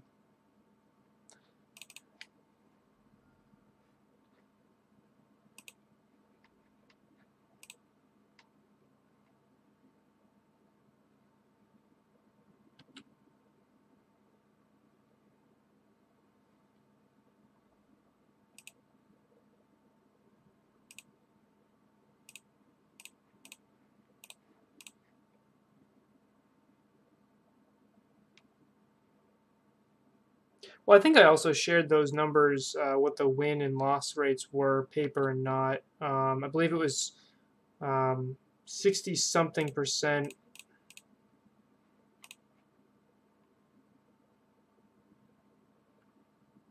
64, I want to say, on MTGO with the deck, and 80% in paper, which most of that... Okay, so you want to surgical my Trophy. Sure.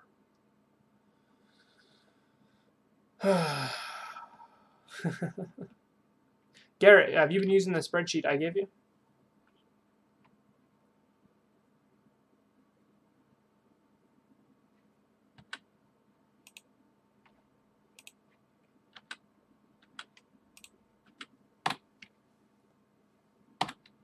Nice. Thank you.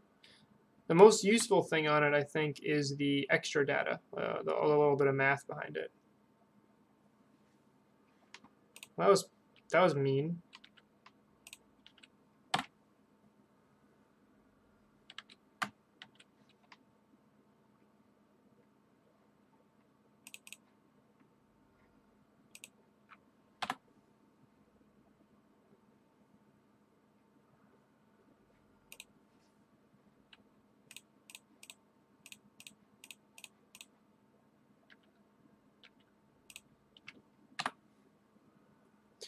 Nothing like opponent hard-casting Phoenixes.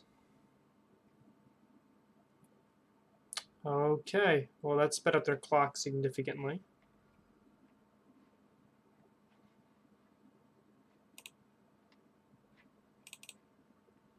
I think I have 1 basic left.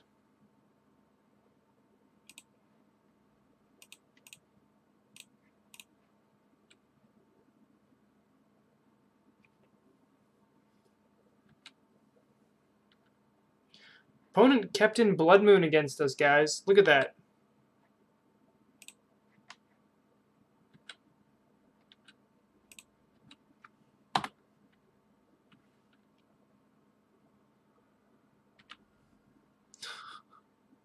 What is it with Izzet players and oh, they have a 3-color deck. I'm gonna bring in Blood Moon. Watch out when you're playing an MTGO. I've been Blood Mooned so many times by Phoenix players.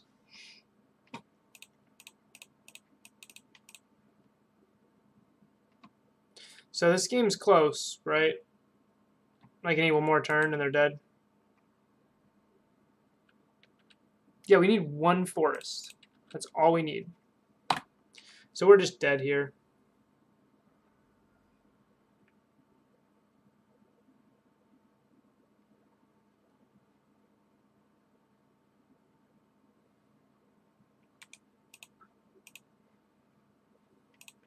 Alright.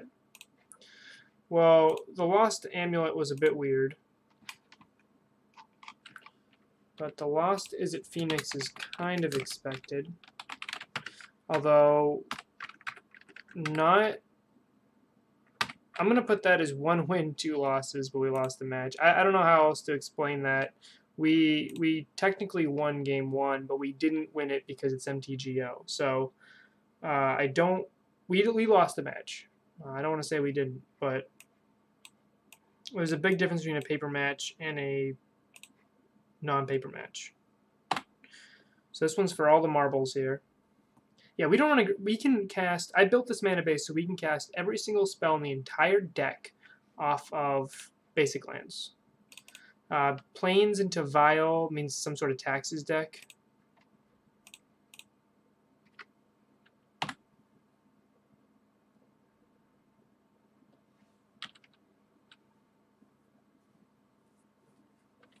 Okay. This league started out well. You can turn the corner right here.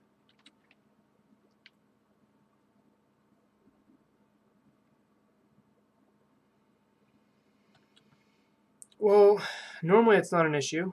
We have 2 companies in our hands that can kind of slow us down a little bit here. I'm going to play the Windswept Heath.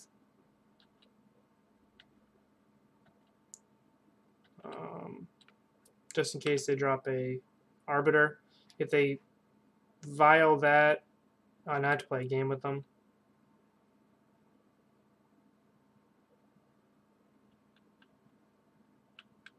Should have fetched already.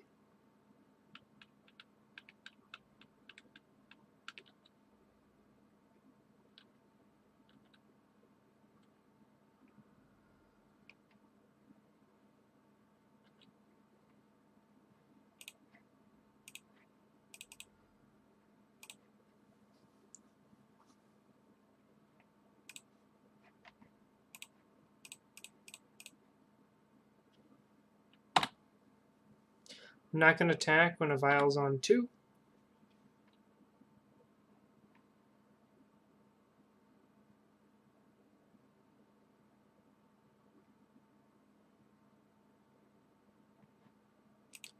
Sure.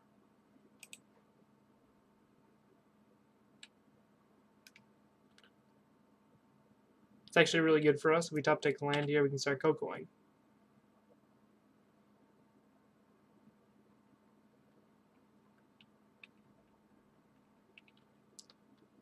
So we're up against a green-white vial deck with a vial on 3. Nice.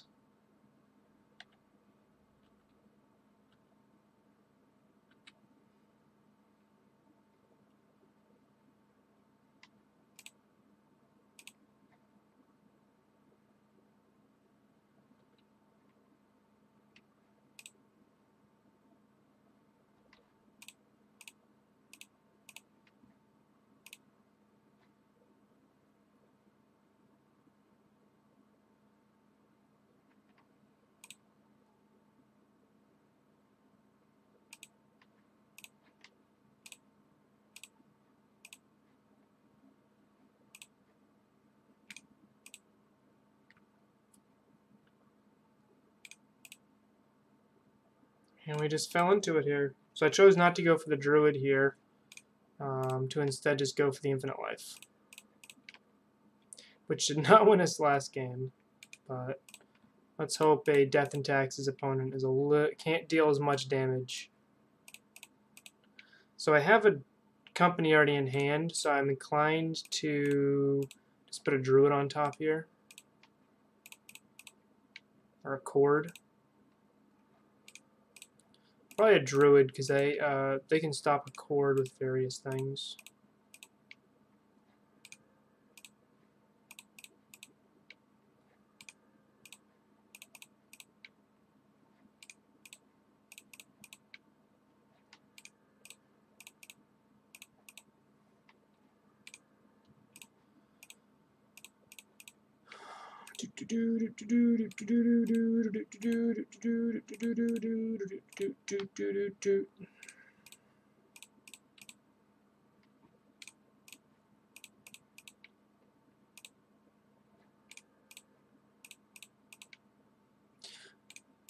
Gabney Township is nice, but it's not what I want at the moment. Ballista is nice, but it's not what I want at the moment. Oh, that's not what I want either. When your opponents actually make you do it each time. I had a paper opponent who wanted me to scry one each time. I had to call a judge to let him know he can actually just pick up the entire deck unless he has a response to each trigger.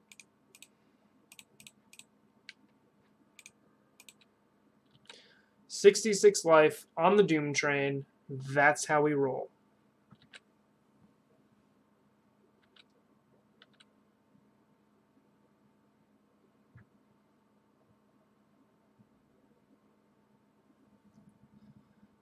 Maybe our opponent runs Ulamog, and they can beat Infinite Life anyway. It's a possibility.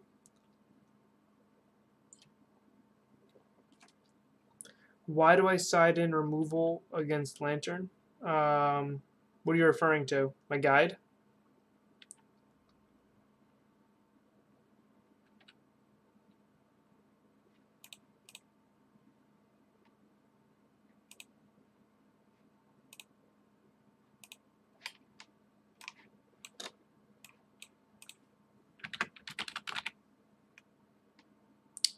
The removal I'm bringing in is, I should probably update that to 2+.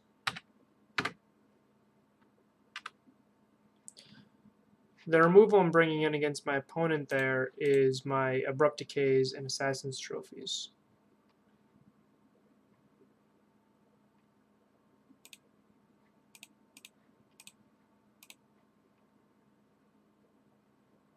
Yeah, you don't want to bring in Path to Exile against them.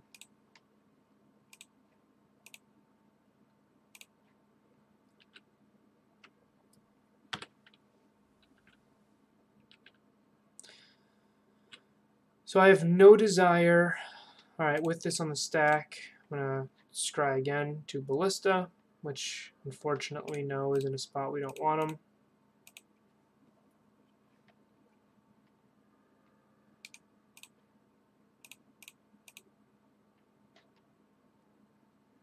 Wish I could go backwards. I went through this, what, like 40-something times now? Chord works.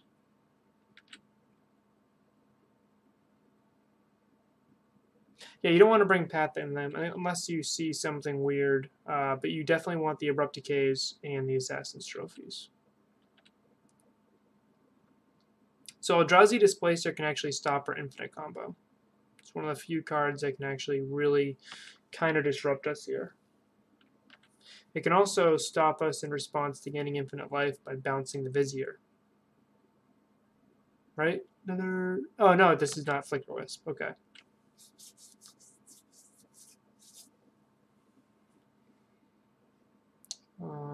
Sure.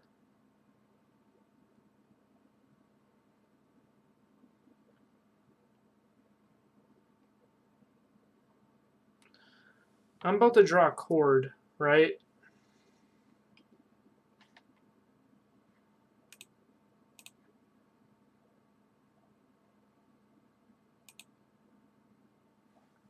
I don't want to have anything in exile in case my opponent's got that something crazy here.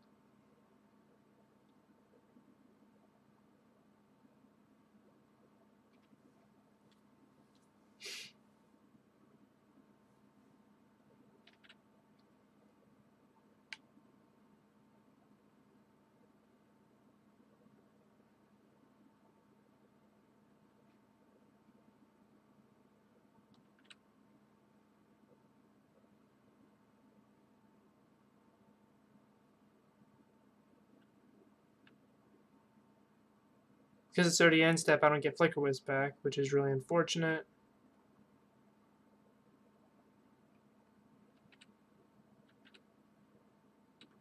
Yep, that's stupid. How that works is stupid.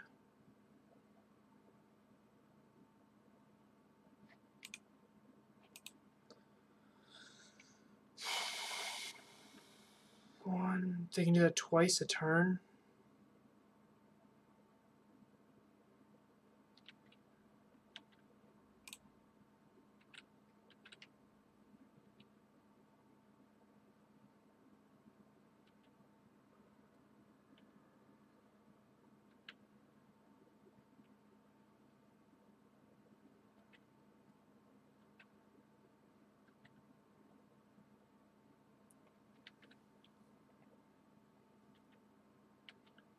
I think I might just chord for another Druid here.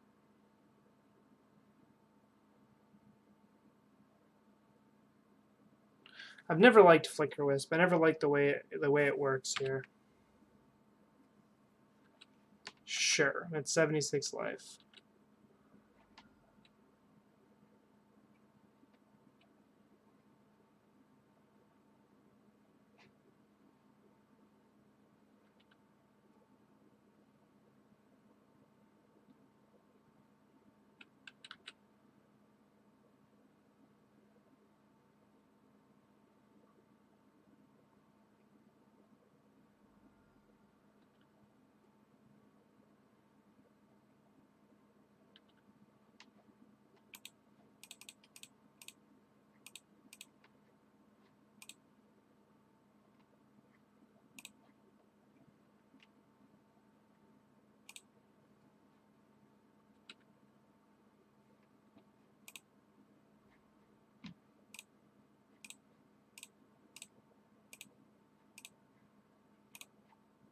Grab Chord, and I have infinite mana and 2 company hits.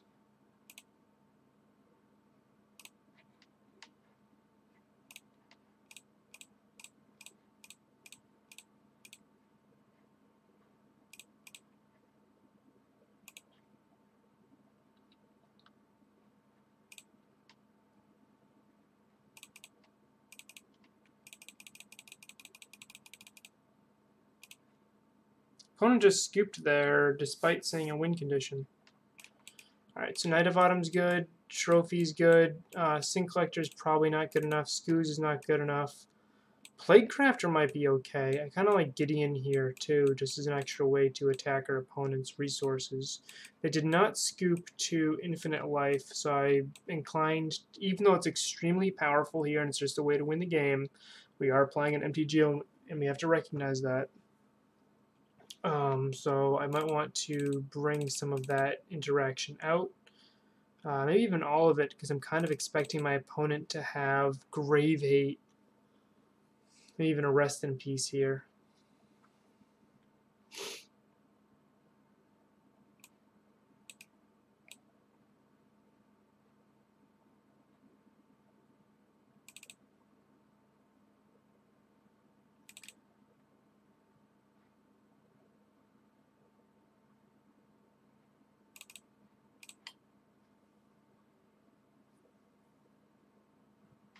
I cut a Dork when speed doesn't matter as much, and speed doesn't matter as much here.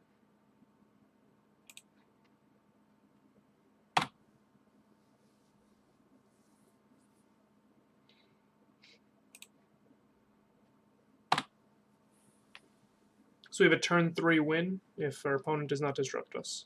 Otherwise, we have Gideon and a path.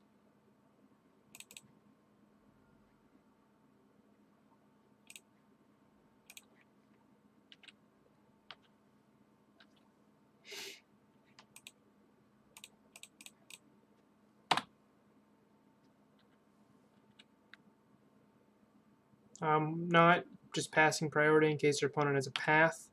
If they have a path, then I will kill Druid because it's better than being exiled with nothing, no benefit.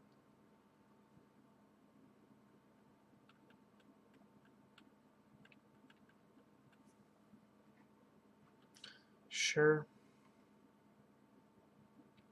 All right. Well, their opponent's dead. They should not have tapped out here. We had a secondary white source.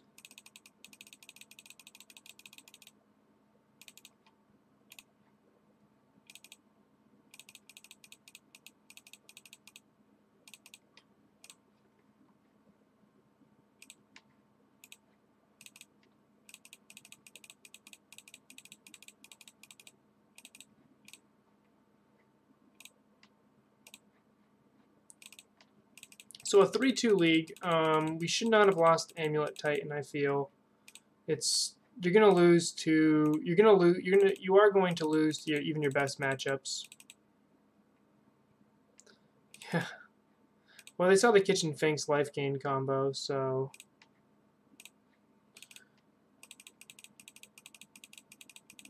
unfortunately I can only cast green spells this turn.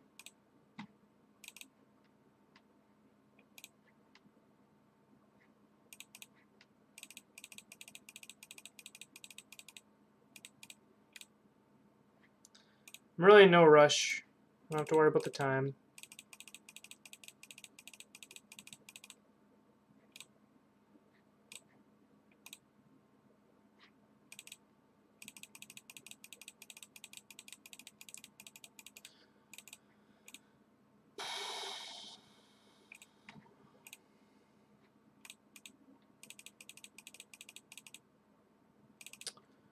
Which spot?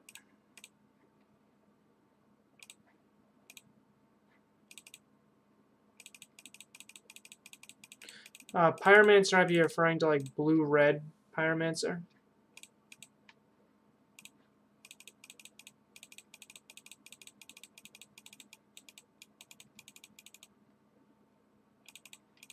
Oh, not my sheet, Callahan's sheet. Okay, I was like, I don't think I'd call a deck. They were talking about my sideboard guide.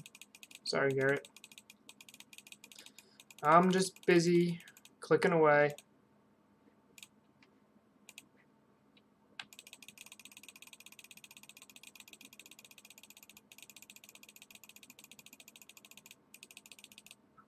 Okay.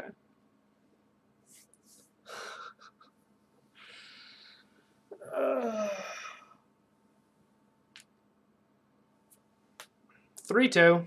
Got my money back. Got a free little chest. Let's see here.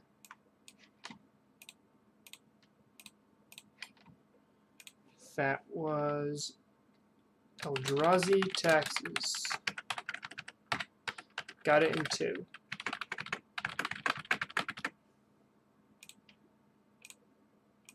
So, recap of the league. We faced Izzet Phoenix, beat them. Green Black Rock, beat them. Amulet Titan lost. Izzet Phoenix lost, but we should have won game 1, which would have drastically changed the rest of that. We deserved to lose game 2 for sure, but game 1, I won. I wish we could have had a game 3, which we probably would have lost. We're still heavily unfavored, but I wish we could have lost. We wish we could have actually seen it. And then Eldrazi Taxes, which was a rough matchup there.